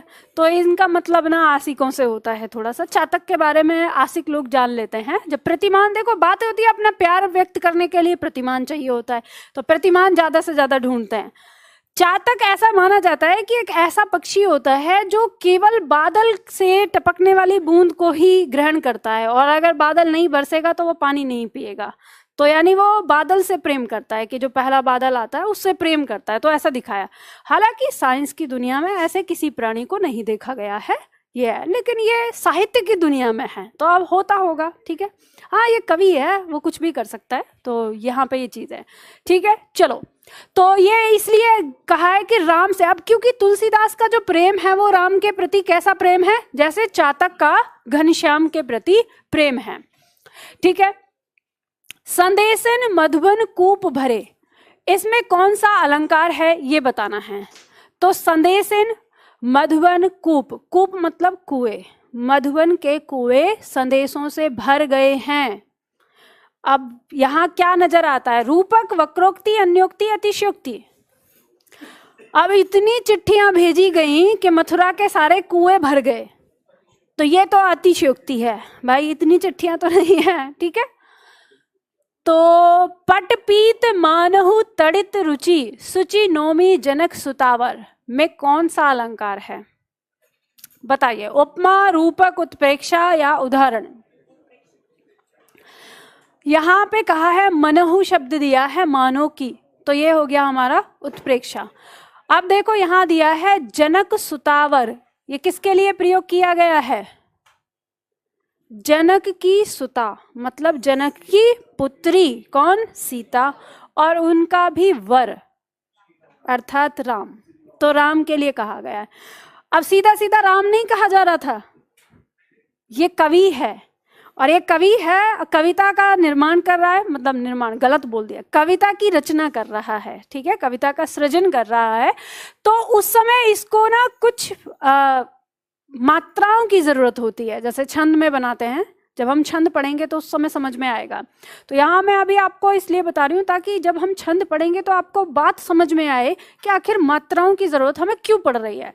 तो ये कोई पंक्ति लिखना चाह रहा है और उस पंक्ति में उसको इतनी संख्या में मात्रा चाहिए, लेकिन अगर वो यहाँ पर इनके बदले में क्या लिखता है? राम, तो उसे कितनी मात्रा मिलेगी? ये गुरु और ये लघु, तो यहाँ उसे केवल 3 मात्राएं मिलती हैं। अब उसे चाहिए कितनी? यहाँ पे 1 मात्रा, 1 मात्रा, 1 मात्रा, यहाँ 1 मात्रा, यहाँ 2 मात्रा, 1 मात्रा और 1 मात्रा, तो ये हमारी कितनी हो गई? 2 4 6 8। अब इसको चाहिए यहाँ कितनी? 8 मात्रा, और राम लिखने से इसके पास आती कितनी है? 3 मात्रा, तो 5 की कमी रह जाती है। तो फिर वो कौन सा शब्द लेकर आए? तो इसलिए वो अब क्योंकि उसको बताना क्या है यहाँ पर कि पीले वस्त्र धारण करके राम बहुत ही सुंदर लग रहे हैं, तो अब इसमें वो किसी और चीज को तो जोड़ नहीं सकता कि वो किसके लिए कहे, तो राम ही रखना है। तो राम के लिए उसने फिर ऐसे शब्द का यहाँ चुनाव किया जिसका अर्थ तो राम ही निकलता हो, लेकिन मात्राएं कितनी हो जाएं? 8 हो जाएं। तो ये होता है छंद, ठीक है। अब ये जो मैंने आपको बात समझाई है, इसको हो सकता है कि आपको समझ में आया हो सकता है अभी बिल्कुल ना समझ में आया हो। तो इस बात को याद रखना कि मैंने जो बताया कि राम शब्द के बाद ये जो हमने इस तरह से रखा है, ये किस लिए रखा है? मात्राओं के लिए। तो जिस समय हम छंद पढ़ेंगे तो वहां आपको उस दिन ये बात समझ में आ जाएगी कि मैं यहाँ पे आपको क्या समझाना चाह रही थी, ठीक है। चलो तो आगे बढ़ते हैं। अति मलिन वृष भानु कुमारी, अधोमुख रहत उरद नहीं चितवत, ज्यों गत हारे थकित ज्वारी, छूटे चेहुर बदन कुमलानो, ज्यों नलनी हिमकर की मारी। ज्यों शब्द और ज्यों शब्द ये किसको दिखा रहा है? उत्प्रेक्षा को दिखा रहा है, ठीक है। पंक्ति कहती है अति मलिन वृष भानु कुमारी, वृष भानु कुमारी राधा के लिए आया है, ठीक है। यानी जो राधा जी हैं वो बहुत ही मलिन मतलब कमजोर हो गई हैं और बहुत ही एकदम से उदास और क्षीण जैसे हो गई हैं। अधोमुख रहत उरद नहीं चितवत, और उन्हें अपने चित्त की, अपने तन की, मन की कोई सुधि नहीं रहती है। ज्यों गत हारे थकित ज्वारी, उनकी स्थिति जो है, उनकी गति यानी उनकी स्थिति ऐसी हो गई है जैसे कोई ज्वारी अपना सब कुछ हार जाए और उसके बाद उसकी हालत हो जाएगी, वैसी ही हालत हो गई है राधा की। छूटे चेहर बदन कुमलाना, यानी उसका शरीर जो है वो पूरी तरह से कुमला गया, जैसे कोई फूल कुमला जाता है, मुरझा जाता है, वैसे ही। ज्यों नलनी हिमकर की मारी, जिस प्रकार से एक नलनी कमलनी बर्फबारी से, जैसे अभी पाला पड़ता है ना, कोहरा पड़ रहा है और बर्फबारी होगी अगर, उससे कोई पेड़ पौधे या जो फूल होते हैं मुरझा जाते हैं, सूख जाते हैं, तो उससे तुलना करिए कि जैसे किसी हिमकर से कोई नलनी उस हिमकर की चपेट में आके मुरझा गई हो, वैसी स्थिति किसकी हो गई है? राधा की हो गई है। क्यों हो गई है आपको पता ही है, विरह का वर्णन है यहाँ पे, वियोग श्रृंगार है इन पंक्तियों में। पंक्ति याद इसमें लिख सकते हैं साथ में, क्योंकि जब हम रस पढ़ेंगे तो वहाँ पे भी आएगा, आपसे आ जाता है या तो इसमें अलंकार पूछेगा या तो इसमें रस पूछेगा, तो वियोग श्रृंगार रस आएगा इसमें। अब ऐसा क्यों हुआ है? क्योंकि कृष्ण जी जो हैं वो छोड़ के चले गए हैं, तो अब उनके जीवन में विरह है, इस वजह से ऐसा हो रहा है। आगे बढ़ते हैं। ध्वनि मई करके गिरी कंदिरा। अच्छा, जिन छात्रों की क्लास है वो जा सकते हैं, ठीक है, हम तो इसको समाप्त करेंगे, निकल जाओ जिनकी छात्र है, क्योंकि आप लोगों की बेचैनी बता रही है मुझे। तो बाकी हम आज इसको समाप्त कर देंगे, जिनकी क्लास नहीं है वो बैठ जाए, 10-15 मिनट का ही है, इसे समाप्त कर देते हैं, क्योंकि अगर इसे मैं ऐसे छोड़ दूंगी फिर डाउट रह जाएगा आपके दिमाग में। चलो, तो ध्वनि में करके गिरी कंदरा कलित कानन केली निकुंज को, हाँ जी, नहीं नहीं नहीं नहीं, कल नहीं आना, अब सोमवार को ही आएगा। ठीक है, चलो तो देखो यहाँ दिया है छेका, वृत्या, लाटा, यमक। अब आपको देखना है, यहाँ दिया है कलित, कानन, केली। तो क वर्ण की आवृत्ति कितनी बार है? 3 बार। तो कौन सा होगा? वृत्यानुप्रास अलंकार। जहां एक वस्तु का वर्णन अनेक प्रकार से किया जाए, असंगति, उल्लेख, अन्योक्ति, अतिशयोक्ति। तो एक वस्तु का वर्णन अनेक प्रकार से हो रहा है तो क्या होगा? उल्लेख अलंकार हो जाएगा। ठीक है, मुदित महीपति मंदिर आए, सेवक सचिव सुमंत बुलाए। अब यहाँ पर क्या है? उपमा, रूपक, अनुप्रास और यमक। और हमें पता है मुदित महीपति मंदिर, तो म वर्ण की आवृत्ति हो रही है, फिर सेवक सचिव सुमंत, तो स वर्ण की आवृत्ति हो रही है, तो इसमें अनुप्रास अलंकार हो जाएगा। निम्न में कौन सा शब्द अलंकार है? उपमा, वक्रोक्ति, रूपक, उत्प्रेक्षा। तो वक्रोक्ति शब्द अलंकार है। ठीक है, तो वक्रोक्ति हो जाएगा। कनक, कनक से 100 गुनी, तो ये तो आपने पढ़ा ही है, यमक अलंकार। ठीक है, अब देखो ये बहुत मोस्ट इंपॉर्टेंट है आपका। रावण सिर सरोज बनवारी, चली रघुवीर सिली मुखधारी। अब इसमें कहा है सिली मुख शब्द में अलंकार बताना है। अब आप किसी और, इसमें कोई और अलंकार भी होगा तो भी आप नहीं उसे बता सकते, आपको बताना क्या है? सिली मुख। अब यहीं पे अगर आपने मेरी बात मानी होती तो आपको पता होता है कि सिली मुख शब्द के 2 अर्थ हैं, और आप तुरंत पहचान लेते कि एक बार शब्द का प्रयोग और उसके 2 अर्थ होते हैं, तो यहाँ पर क्या हो जाएगा? श्लेष हो जाएगा। तो सिलीमुख शब्द का एक अर्थ होता है बाण, लिख लो यहाँ पर। एक अर्थ होता है बाण और दूसरा अर्थ होता है भंवरा, भ्रमर। और पर्यायवाची भी आ सकता है। मान लो आपसे पूछ लिया गया कि षटपद का पर्यायवाची बताइए और एक ऑप्शन में दिया हो सिलीमुख, तो आप कैसे बताएंगे अगर याद नहीं होगा तो? कल आपका टेस्ट पेपर जो गया था उसमें जो कमेंट्स आई थी छात्रों की कि मैम आज का पेपर बहुत टफ बनाया आपने। मैंने कोई टफ नहीं बनाया था, मैंने बस जानबूझ के जो थोड़े से कठिन वाले जब ज्यादा रिपीट होते हैं वो एक सेट पेपर में डाल दिए थे। अभी इससे पहले मैं क्या करती थी, 2 या 3 क्वेश्चन ही थोड़े टफ डालती थी, पहली बार डाले तो ऐसे ही। अब क्या था, वो तो मैंने इतना ज्यादा किया नहीं, एक एक ही रखा था। अगर किसी ने दिया था कल एसएससी का, एसएससी जीडी वाला दिया ना, टफ लगा था तो टफ नहीं था, बिल्कुल सरल था। हाँ, एप्लीकेशन पे है, टेस्ट सीरीज में जाएंगे, एसएससी जीडी का दिया हुआ, उसकी व्याख्या देखनी है तो यूट्यूब पर जाइए। ठीक है, तो सिलीमुख में आपको पता चल गया। पंक्ति का अर्थ ये कहता है कि रावण सिर सरोज, सरोज का मतलब है यहाँ कमल, कि रावण के सिर रूपी कमल में राम के बाण रूपी भंवरे मंडरा रहे हैं। तो यहाँ पे 2 अर्थ आ गए, बाण और भंवरा। ठीक है, दोनों का, तो इसलिए इसमें श्लेष अलंकार है। उषा सुनहले तीर बरसाती, जयलक्ष्मी सी उदित हुई। तो आपको ये पता ही है, जयलक्ष्मी सी दिया है, उपमा होना चाहिए। जब उपमा नहीं है तो मानवीकरण इसमें दिया है। तो दोनों तरीके से आता है, कभी उपमा आता है, कभी मानवीकरण आता है। उपमान और उपमेय में संदेह बना रहे वहां होता है क्या? जहां संदेह बना रहेगा वहां संदेह अलंकार हो जाएगा। ठीक है, चलो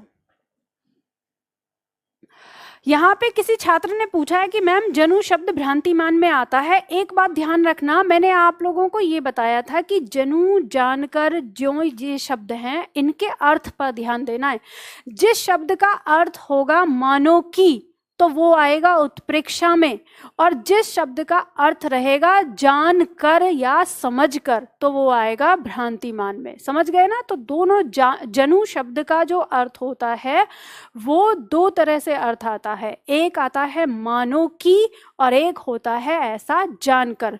तो आपको ये चीज, ये स्थिति तब समझ में आती है जब आप पूरी पंक्ति का अर्थ लेते हैं। ठीक है, तो ये बात ध्यान रखिएगा। पूरी तरह से कोई भी ट्रिक आपकी 100% यानी 100% काम नहीं करती है, इसीलिए मैं आपको इतनी एक बात बताइए, आज जो मैंने आपको ये शॉर्ट जो चीजें बताई, इसे तो हम पहली क्लास में भी बता सकते थे। क्या कारण है कि 5 क्लास करने के बाद हम उस चीज को देख रहे हैं? कारण ये है कि जब हमारी शॉर्ट ट्रिक फेल होगी तो उस समय हमने जो लॉन्ग मेथड पढ़ा है वो हमें मदद करेगा। नहीं तो मैं भी ऐसे ही कह सकती हूँ 3 सेकंड में अलंकार सीखिए, ऐसे ही सिखा दूंगी मुश्किल से। फिर और क्या है, आपको 5,000 लेने की क्या जरूरत है? मैं ये कहूंगी कि 1,000 में आइए, 15 दिन में हिंदी सीख के जाइए सारे। लेकिन फिर फायदा क्या? कोई फायदा नहीं है उसका। वो 1,000 भी गया, 15 दिन का टाइम भी वेस्ट गया, तो कुछ नहीं मिलेगा उसमें। ठीक है, तो चलो। कुल कानन कुंडल मोर पंख उर्पे वन माल विराजत, प्रस्तुत पंक्तियों में कौन सा अलंकार है? क वर्ण की आवृत्ति हो रही है। कुल कानन कुंडल, ठीक है। अनुप्रास, का सरवरी तेहि देव मयंकु, चांद कलंकी वह निकलंकु। अब चांद में दोष निकाल दिया है, और चांद में दोष निकालने पर व्यतिरेक यानी उपमान में दोष निकाल दिया। काली घटा का घमंड घटा, नव मंडल तारक वृंद खिले। अब यहाँ पे घटा शब्द 2 बार आया है। काली घटा, पहली घटा का मतलब बादल और दूसरी घटा का मतलब कम होना, तो एक शब्द के 2 अर्थ आ गए। तो क्या हो जाएगा? यमक। ऑप्शन में दिया होगा आपके पास यमक अलंकार, ठीक है, बी आंसर हो जाएगा। रहीमन पानी राखिए बिन पानी सब सून, पानी गए न उबरे मोती मानस चून। प्रस्तुत पंक्तियों में कौन सा अलंकार है? अब यमक मत लगा देना, आप कहें कि मैम पानी पानी पानी, 3 बार पानी शब्द आ रहा है। ध्यान रखना, भले ही 3 बार पानी शब्द आ रहा है, लेकिन पानी के तीनों बार अलग अलग अर्थ बनते हैं। ऐसा नहीं कि पहले पानी का अर्थ कुछ और है, दूसरे पानी का अर्थ कुछ और है, तीसरे का पानी नहीं। यहाँ कह रहा है कि रहीमन, हे प्रभु, रहीमन रहीमदास जी कहते हैं कि पानी को बनाए रखना। अगर पानी नहीं रहा तो सब सूना हो जाएगा, पानी चला गया तो उबर नहीं सकता मोती, मतलब चमक को बनाए रखना। चमक के बिना वो सूना हो जाएगा, चमक चली गई तो मोती नहीं उबर सकता। मनुष्य के परिप्रेक्ष्य में सम्मान को बनाए रखना, सम्मान के बिना सब कुछ सूना हो जाता है, सम्मान नहीं रहा तो मनुष्य उभर नहीं सकता। और चूना यानी जल, जल को बनाए रखना, जल नहीं तो सब सूना हो जाएगा, जल के बिना चूने का कोई काम नहीं होता। तो यहाँ पर तीनों बार इसका अर्थ यानी तीनों शब्दों का अर्थ निकल रहा है, इसलिए इसमें श्लेष है। अब यहाँ पे यही देखो, अगर आपने इसको नहीं समझा होता विस्तार से तो शॉर्ट ट्रिक तो यही कहती, पानी 3 बार आया, यमक लगा दो, ठीक है। आगे नदियां पड़ी अपार, घोड़ा कैसे उतरे पार, राणा ने देखा इस पार, तब तक चेतक था उस पार। अतिशयोक्ति पढ़ा है आपने। सोहत ओढ़े पीत पट, श्याम सलोने गात, मनहु उत्प्रेक्षालंकार पढ़ा है आपने। को तुम हो घनश्याम हम, तो बरसों कितई जाए, नहीं मनमोहन है प्रिय, फिर क्यों पकड़त पाए। अब हमने वक्रोक्ति में पढ़ा था तो ऊपर वाली पंक्ति, अब नीचे वाली पंक्ति में दोबारा से कहा है कि अगर मनमोहन हो, मनमोहन का मतलब होता है मन में रहने वाला। जब तुम मनमोहन हो तो फिर पैर क्यों पकड़ रहे हो, फिर पैरों में क्यों पड़े हुए हो। तो अभी यहाँ पे वही है, वक्रोक्ति है, ठीक है। तो वक्रोक्ति अलंकार हो गया। वह बांसुरी की धुन कानी परी, कुल कानी हियो तजी भाजत। अब ऐसी पंक्ति जब आएगी तब आप फंस जाते हो। अब जल्दी से बताओ कैसे दिमाग चलाओगे चाचा चौधरी से तेज।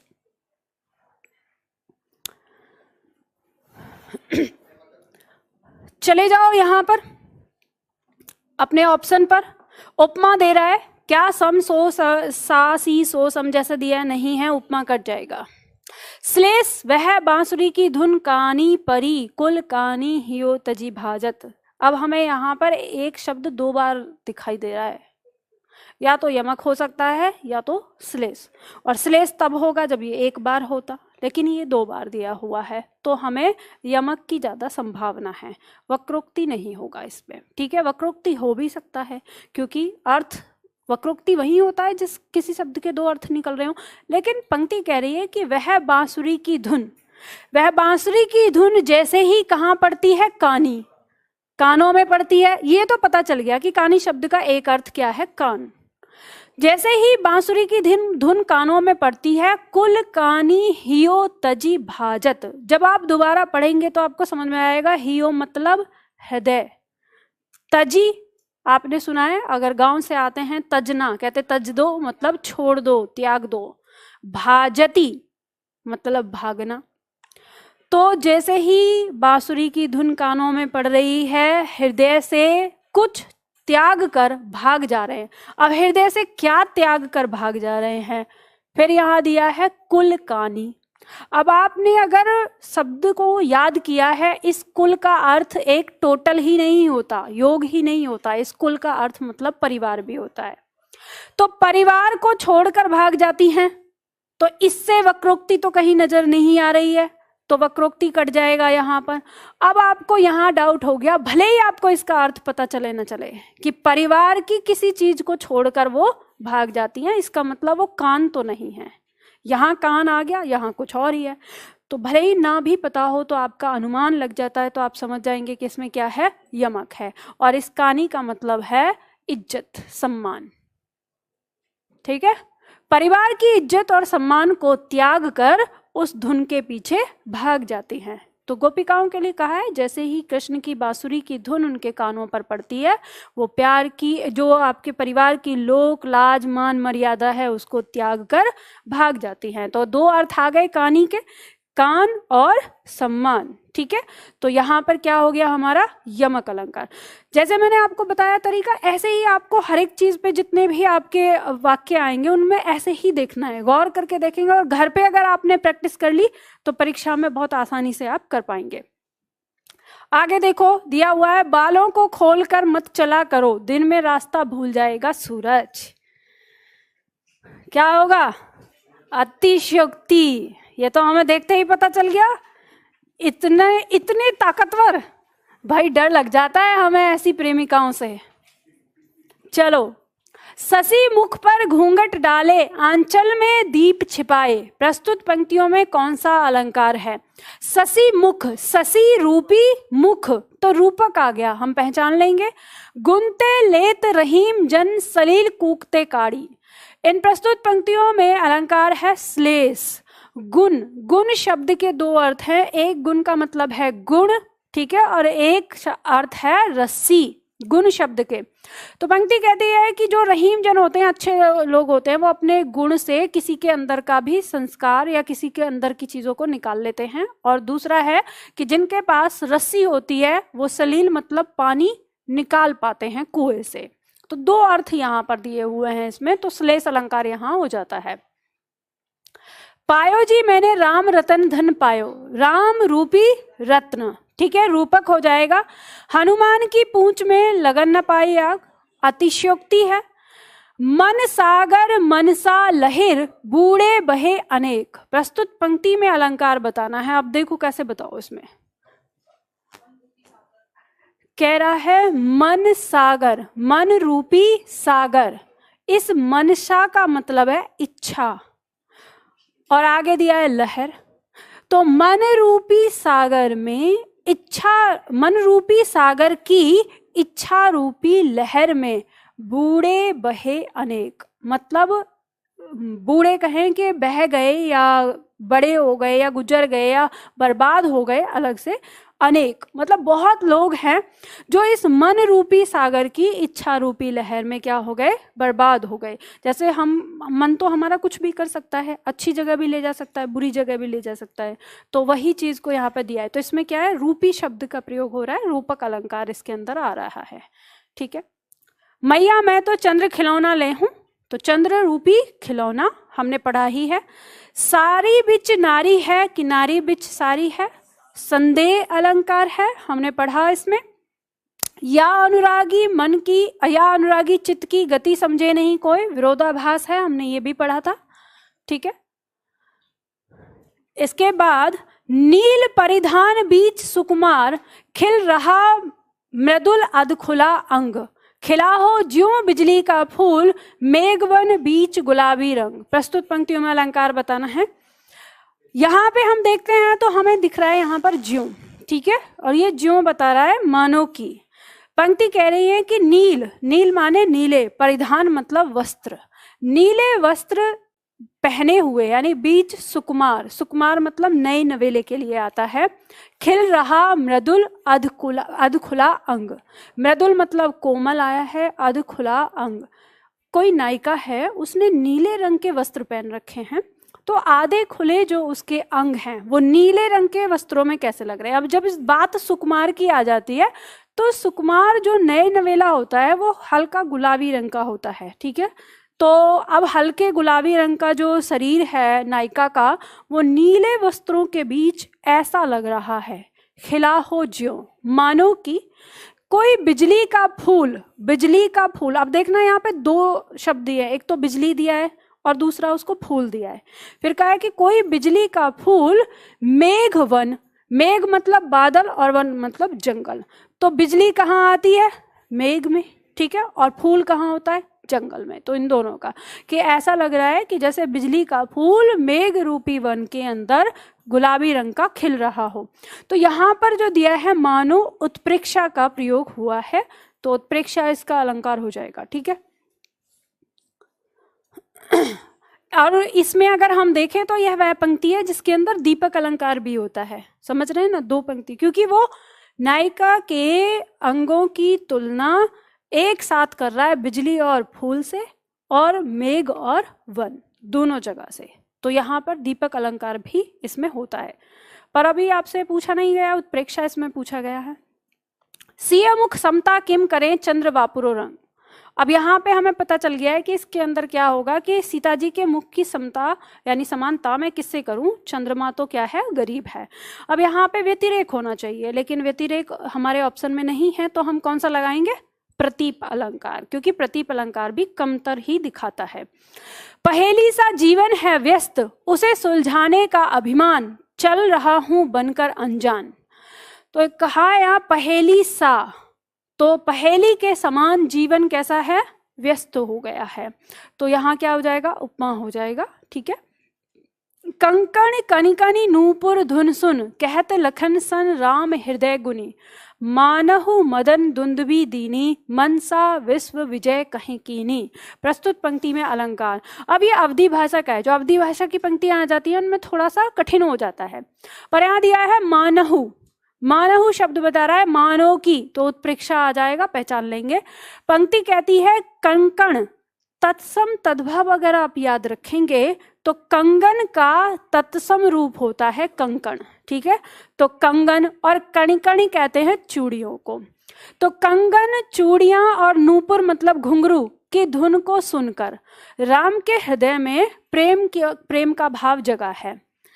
अब मान आगे दिया है कहत लखन रम सन राम हृदय गुनी। अब राम के हृदय की बात को गुनी मतलब समझकर लक्ष्मण जी कहते हैं, आगे बताएंगे। उससे पहले बीच में दो पंक्ति दी है, कवि ने उलझा के दिया है, ऐसे दिया है कि ये जो ऊपर वाली पंक्ति है दूसरे नंबर की, ये पंक्ति होनी चाहिए थी लास्ट में चौथे नंबर पर। तो इसका अर्थ ऐसे निकलता है कि कंगन, चूड़ियां और नूपुर की धुन को सुनकर राम के हृदय में प्रेम का भाव जगा है। और कैसा भाव जगा है, मानो, मानो कि मदन स्वयं कामदेव ने दुंदुभी आके बजा दी है और कामदेव की मनसा मतलब उसकी इच्छा पूरे विश्व पर विजय प्राप्त करने की हो। तो राम के मन में प्रेम का भाव जागृत हो गया है। अब राम के हृदय की बात को सुनकर लक्ष्मण जी कहते हैं, आगे पंक्ति आती है कि तात जनक तन्या यह सोई धनुष जग यही कारण होई, कि हे प्रभु ये जनक तन्या है, मतलब जनक की पुत्री सीता है, और जो धनुष यज्ञ हो रहा है वो इन्हीं के कारण हो रहा है। तो ये पंक्ति जब हम रस पढ़ेंगे फिर से आएंगी। तो इसमें अलंकार हमें कौन सा मिला, उत्प्रेक्षा। आगे दिया हुआ है नाक का मोती अधर की क्रांति से बीज दाड़िम का समझकर भ्रांति से देख कर सहसा हुआ सुख मौन है सोचता है अन्य सुख यह कौन है। अब देखो ये बड़ी विचित्र सी इसके पीछे का अर्थ है।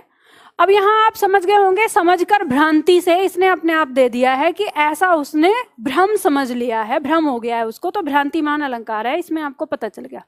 पर दाड़िम जो है वो अनार के लिए आया है, ठीक है। यहाँ पर अब पंक्ति ऐसे है कि एक नायिका है और नायिका वन में घूम रही है, उपवन में है। तो नायिका ने अपने होठों पर लिपस्टिक लगाई हुई है, तो उसके होठ जो हैं वो बिल्कुल लाल रंग के दिख रहे हैं। दांत जो हैं वो थोड़े से सफ़ेद से दिख रहे हैं, हल्के लाल भी हैं, लिपस्टिक से हल्के लाल हो गए, गुलाबी जैसे दिख रहे हैं। और उसके नाक का जो मोती है यानी लौंग है वो चमक फैला रहा है चारों तरफ। अब वो चमक फैला रहा है तो जो उसके होंठ और उसके दांत हैं वो थोड़े धुंधले दिख रहे हैं। अब इस चीज को कौन देख रहा है? पेड़ पर बैठा हुआ तोता। ठीक है, अब जो पेड़ पर बैठा हुआ तोता है उसने नायिका के चेहरे को देखा तो उसे पहले लगा कि उसने होठों को तो समझा कि ये कोई तोता है जिसकी चोंच है, और जो दांत है नायिका के वो लग रहे हैं उसको अनार के बीज। ठीक है, बीज दाड़िम का समझकर भ्रांति से। तो उसने समझा है कि जो अनार के दानों के पास ये दूसरा तोता कौन बैठा हुआ है। तभी सोच रहा है, देखकर सहसा हुआ शुक मौन है, सोचता है अन्य शुक यह कौन है। तो वो वहां पे देख रहा है कि अनार के दाने के पास ये दूसरा तोता कौन है। अब वो उसको किस कारण दिखाई दे रहा है? नाक का मोती अधर की क्रांति से, यानी जो नाक का मोती है और जो उसके होठ हैं उनसे जो मिक्स चमक उठ रही है, उस चमक से उसको ऐसा भ्रम हो गया है। तो यहाँ भ्रांतिमान है। अब हाँ जी, सुख का पर्यायवाची ही तोता होता है। ठीक है, संस्कृत में बोलते हैं। अधर माने होठ। ठीक है, हाँ जी, तो ये पर्यायवाची अगर आप याद नहीं करेंगे तो फिर पंक्तियों के अर्थ ऐसे ही आपको नहीं समझ में आते। तो मुझे कई बार ये लगता है कि ये कवि कहना क्या चाहता है मुझे समझ में नहीं आता, क्या दिखाना चाहता है। हाँ हाँ जी, शुक, शुक माने तोता। संस्कृत पढ़ा नहीं थे? 8th क्लास में पढ़ा था मैंने, तो तभी से याद है। चलो आगे। नाथ सकल सुख साथ तुम्हारे, प्रस्तुत पंक्तियों में अलंकार कौन सा है? सकल सुख साथ। ठीक है, यहां पर दिया हुआ है। अब इसके बाद, अरे मैं तो सोच रही थी 70 है, ये तो कुछ ज्यादा ही है। कितने हैं? अरे जल्दी जल्दी करो, फटाफट फटाफट। पिया निकट जाके नहीं घाम चांदनी ताही, पिया निकट जाके नहीं घाम चांदनी ताही। प्रस्तुत पंक्तियों में अलंकार आपको पता है लाटानुप्रास है। ठीक है, अर्थ मैंने बताया था। रघुपति राघव राजा राम, र वर्ण की आवृत्ति हो रही है तो यहाँ पर वृत्यानुप्रास हो जाएगा, क्योंकि 4 बार हुआ है, 3 से अधिक हो गया। लगा दी किसने आकर आग, कहाँ था तू संशय के नाग। अब इस पंक्ति में अलंकार बताना है, दिया है वृत्या, अंत्या, श्रुत्या या लाटानुप्रास। तो ध्यान दीजिएगा जब भी कभी आपकी इस तरह से पंक्ति आए, ऑप्शन दिया है तो आपको कुछ और सोचना ही नहीं है। आपको सोचना है ना तो वृत्या दिखाई दे रहा है इसमें, ना श्रुत्या दिखाई दे रहा है, ना लाटा, अंत्या ही हो गया, आग नाग। ठीक है, अंत्यानुप्रास हो गया। कालिंदी कूल कदम की डारन। अब यहाँ पे क वर्ण की आवृत्ति दे रखी है तो 3 बार हो गया तो वृत्या हो गया। सूर समर करनी करी, स क 2 बार आवृत्ति हो रही है तो क्या हो जाएगा? 6 का हो जाएगा। मंगन को देख ही पट देत बार बार है। अब इन पंक्तियों में अलंकार बताना है, यमक, उपमा, श्लेष या रूपक। मंगन मतलब मांगने वाले को, देख ही मतलब देखकर, पट माने, अब पट शब्द के 2 अर्थ निकल जाते हैं। पट, पट का एक अर्थ होता है तुरंत, कहते हैं ना पट से ऐसा बोल दिया, पट से ऐसा जवाब दे दिया। ठीक है, इसका अर्थ तुरंत। पट का मतलब दरवाजा। ठीक है, और पट का मतलब वस्त्र। तो यहाँ 2 अर्थ आए कि मांगन को देखकर यानी मांगने वाले को देखकर या तो दरवाजा बंद कर देती है और वस्त्र दान दे देती है। ठीक है, तो 2 अर्थ यहाँ पर, तो श्लेष इसके अंदर हो जाएगा।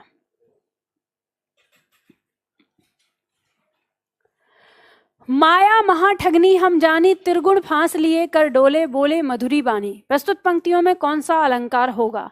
यमक, उपमा, श्लेष या रूपक। अब ध्यान देना, इन पंक्तियों में जो शब्द है आपका त्रिगुण, त्रिगुण शब्द के 2 अर्थ निकलते हैं, ऐसा कवि ने कहा है। त्रिगुण शब्द के 2 अर्थ बताए गए हैं। एक दिया गया 3 गुण। 3 गुण कौन से होते हैं? सत, रज, तम। आप जानते हो सतगुण जो होता है देवताओं का माना जाता है, तम गुण जो है ये दानवों का माना जाता है, और रज गुण मानव का माना जाता है। ठीक है, तो ये 3 गुण, और सबसे अच्छी बात ये है कि मनुष्य जीवन में ये तीनों गुण मनुष्य के पास होते हैं। आपने कभी ऐसा देखा है कि बहुत कहानियों में इधर सुना होगा कि हर कोई जो है वो मानव जीवन जीना चाहता है। आपने देखा इच्छाधारी नागिन, इच्छाधारी भेड़िया, आजकल तो जाने इच्छाधारी कौन कौन से आने लगे। तो इन सब के पीछे एक ही कॉन्सेप्ट रहता है कि हर प्राणी जो है वो मानव जीवन जीना चाहता है। और सबसे एक अच्छी बात ये है कि ईश्वर भी मानव जीवन जीने के लिए तरसता है। तो कभी आपने ये सोचा है कि मानव जीवन में ऐसा है क्या कि जो स्वयं ईश्वर भी मानव जीवन के लिए तरसता है, या कहते हैं कि जो देवता हैं वो खुद जीना चाहते हैं मानव जीवन? क्या है ऐसा मानव जीवन में? आप जानते हो मानव जीवन में सबसे बड़ी बात, खास बात क्या है? मानव के पास, अरे मानवता कहाँ, मानव के पास मानवता है, मानव के पास ये चीजें होती हैं, उसके अंदर तीनों गुण होते हैं, ठीक है? सत रज तम। वो चाहे तो अपने आप को देवता बना सकता है सत गुणों का प्रयोग करके। उसके पास बुद्धि होती है, ये बुद्धि जो है उसकी, वो उसको उसका निर्माण करती है। वो चाहे तो अपने आप को राक्षस बना सकता है, और वो चाहे तो इनका मिला जुला प्रयोग करके रज तम, जो रज गुण होता है उसमें, वो मनुष्य जीवन जीता है। मनुष्य ही वो प्राणी है जो रसों का भोग करता है। जो जितने भी रस होते हैं, दुख सुख भावनाएं जो होती हैं, ये सारी मनुष्य के पास होती हैं।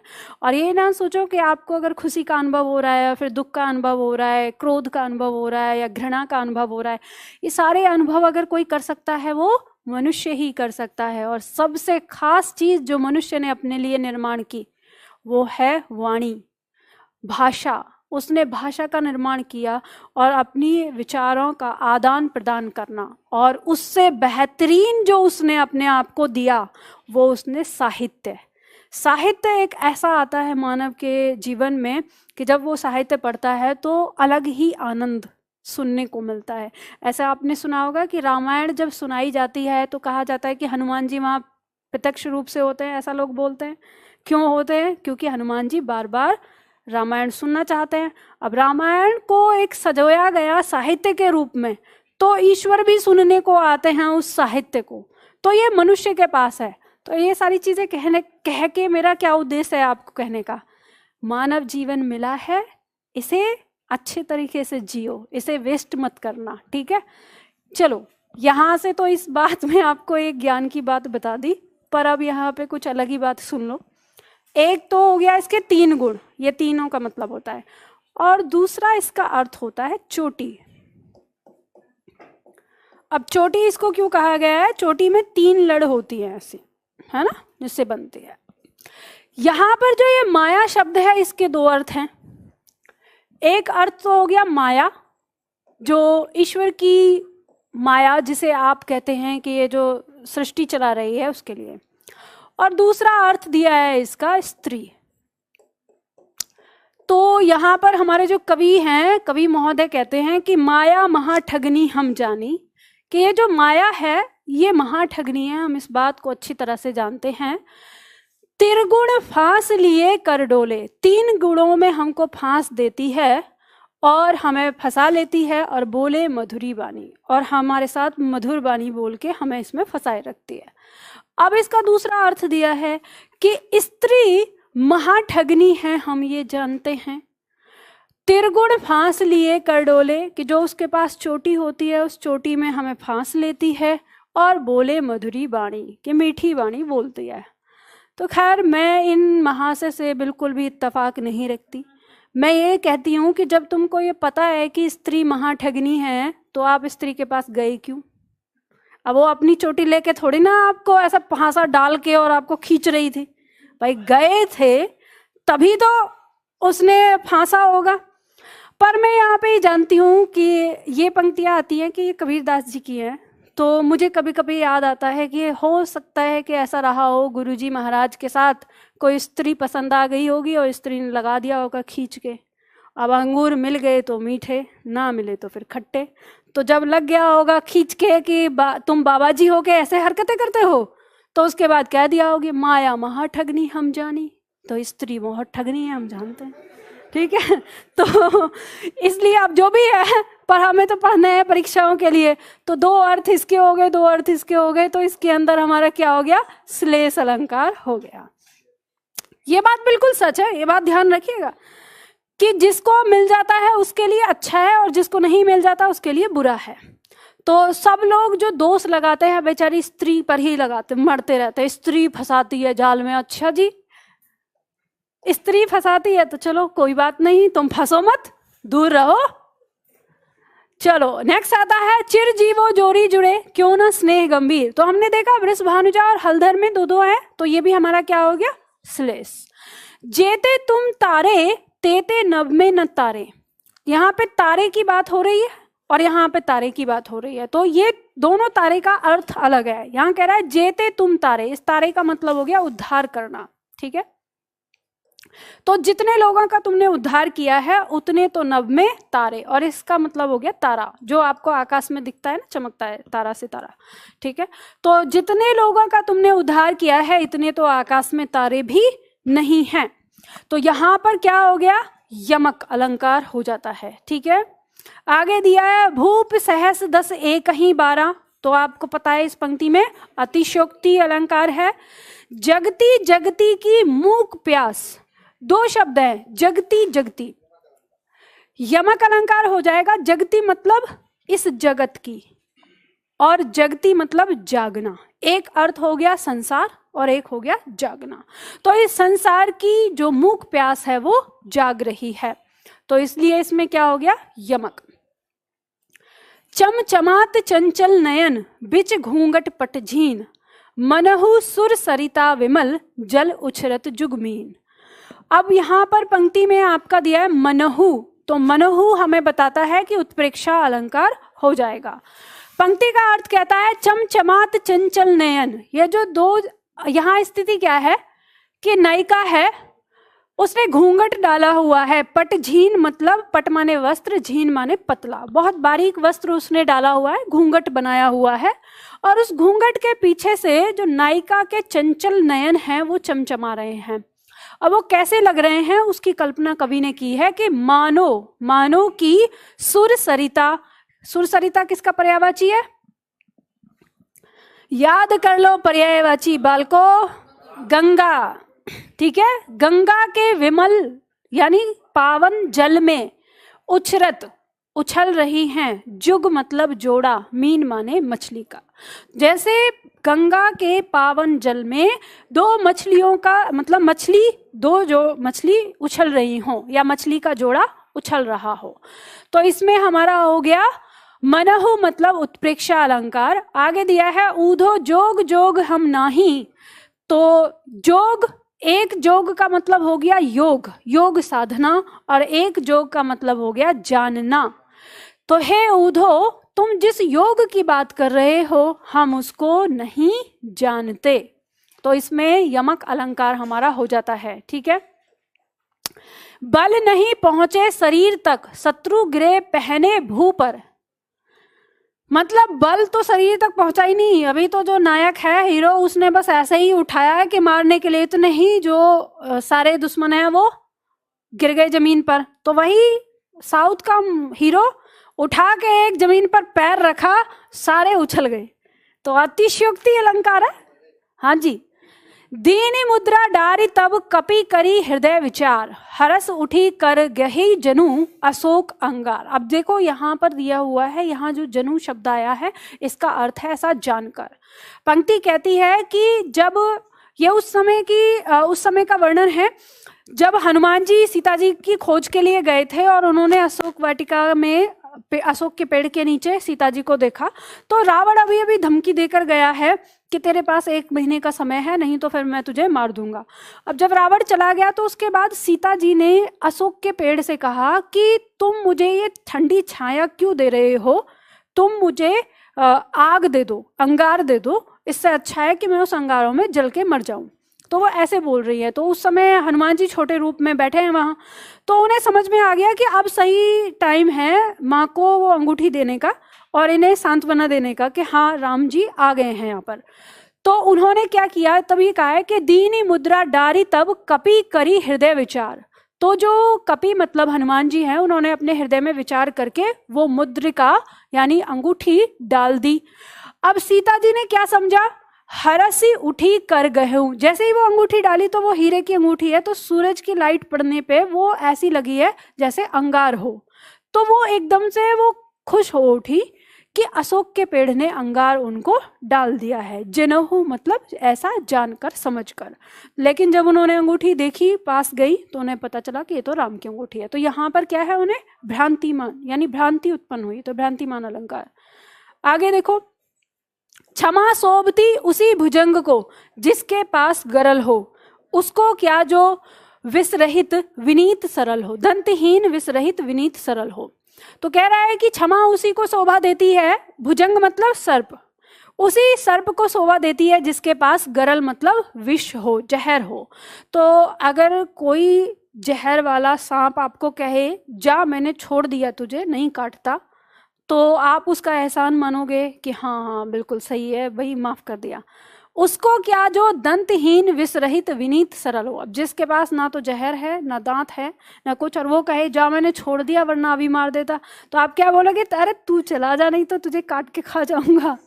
तो कहने का मतलब ये है, एक तो शब्दार्थ हो गया, अब इसका दूसरा है भावार्थ, कि क्षमा उसी को शोभा देती है जिसके पास शक्ति होती है। जिसके पास शक्ति है वो अगर किसी को कहे कि मैंने तुझे क्षमा कर दिया, तो उसी को शोभा देती है, और उसको नहीं जिसके पास कुछ नहीं, वो ताकत है ही नहीं, बस ऐसे ही धमकी दे रहा है, तो उसको शोभा नहीं देती। तो यहाँ पर दो अर्थ हो गए, दो अर्थ हो गए, तो अन्योक्ति अलंकार हो गया। ठीक है, आगे दिया, नाचे अचानक हो रहे बिन पावस वन मोर। वन में जो मोर हैं, पावस मतलब वर्षा, बिना वर्षा के ही जो वन के मोर हैं अचानक नाच रहे हैं। कारण नहीं है लेकिन कार्य हो रहा है। तो कारण नहीं और कार्य होना, तो वहां क्या होता है, विभावना। ठीक है, तो विभावना अलंकार हो जाएगा। इसी तरह से याद करना है आप लोगों को जब भी चीजों को। दिवसावसान का समय मेघमयी आसमान से उतर रही वह संध्या सुंदरी परी सी धीरे धीरे धीरे। इसमें कौन सा अलंकार होगा, मानवीकरण, अतिशयोक्ति, अन्योक्ति, वक्रोक्ति। अब इसमें केवल मानवीकरण दिया है, बाकी इसमें रूपक और उपमा भी है लेकिन वो नहीं दिए हैं, तो मानवीकरण इसमें हो जाएगा। आगे देखते हैं, खग कुल कुल सा बोल रहा है। प्रस्तुत पंक्तियों में अलंकार बताना है, खग कुल कुल सा। तो यहाँ पे आप देख सकते हैं, खग कुल, कुल का मतलब हो गया पहले परिवार, और फिर दोनों जो कुल कुल आ रहे हैं उनका मतलब है चहचहाना। तो दो अर्थ हो गए अलग अलग। पहले कुल का अर्थ हो गया परिवार, पक्षियों का परिवार, चहचहा रहा है, तो यहाँ यमक अलंकार हो जाता है। ठीक है, लहर लहर कर यदि चूमे तो किंचित विचलित मत होना। पहली लहर का मतलब वही लहर है जो आप समझ रहे हैं, और दूसरी लहर का मतलब है मचल कर। ठीक है, मचलना। अगर कोई लहर मचल कर आपकी तरफ बढ़े तो किंचित मतलब बिल्कुल भी, विचलित मत होना, जरा भी घबराना नहीं। तो यमक अलंकार इसमें हो जाता है। तेरी बरछीने हैं खलन के। तो यहां पंक्ति कहती है तेरी बरछी, अब यहां पे दिया तेरी बरछी ने, देखो शब्द दिया है तेरी बरछी, बरछी का मतलब है तलवार, और ने जो तेरी तलवार है उसने बर छीने, वर मतलब सुहाग या पति, ठीक है, छीने मतलब छीने हैं या मारे हैं, खलन के मतलब शत्रुओं के, शत्रुओं के पति तेरी तलवार ने मारे हैं। ठीक है, तो यहाँ पर क्योंकि अब कवि को क्या करना है, यमक अलंकार लेके आना है, यमक लाना है, तो उसे इस तरह से उसने प्रयोग किया है उसका। नहीं तो सीधा भी कह सकता था कि तेरी तलवार ने बहुत सारे शत्रुओं को मारे, लेकिन उसे यमक अलंकार लाने तो घुमा फिरा के बात कह रहा है। आगे कहता है हरि बोले हरि सुने, प्रस्तुत पंक्तियों में अलंकार बताना है। हरि बोल रहा है और हरि सुन रहा है। पहले हरि का मतलब है मेढक और दूसरे हरि का मतलब है सांप।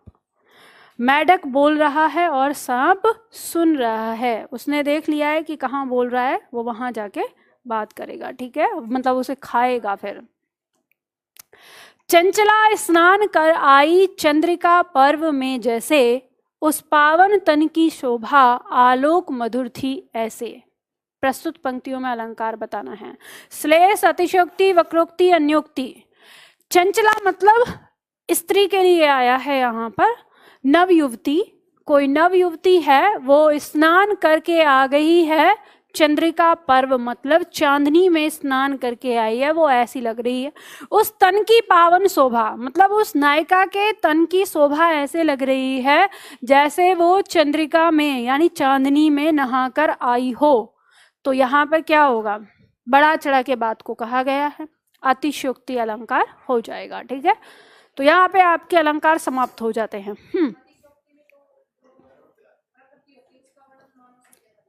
नहीं नहीं नहीं नहीं नहीं, अतिशयोक्ति में जो संभव नहीं होता वो करवाया जाता है, वो मानवीकरण है ना।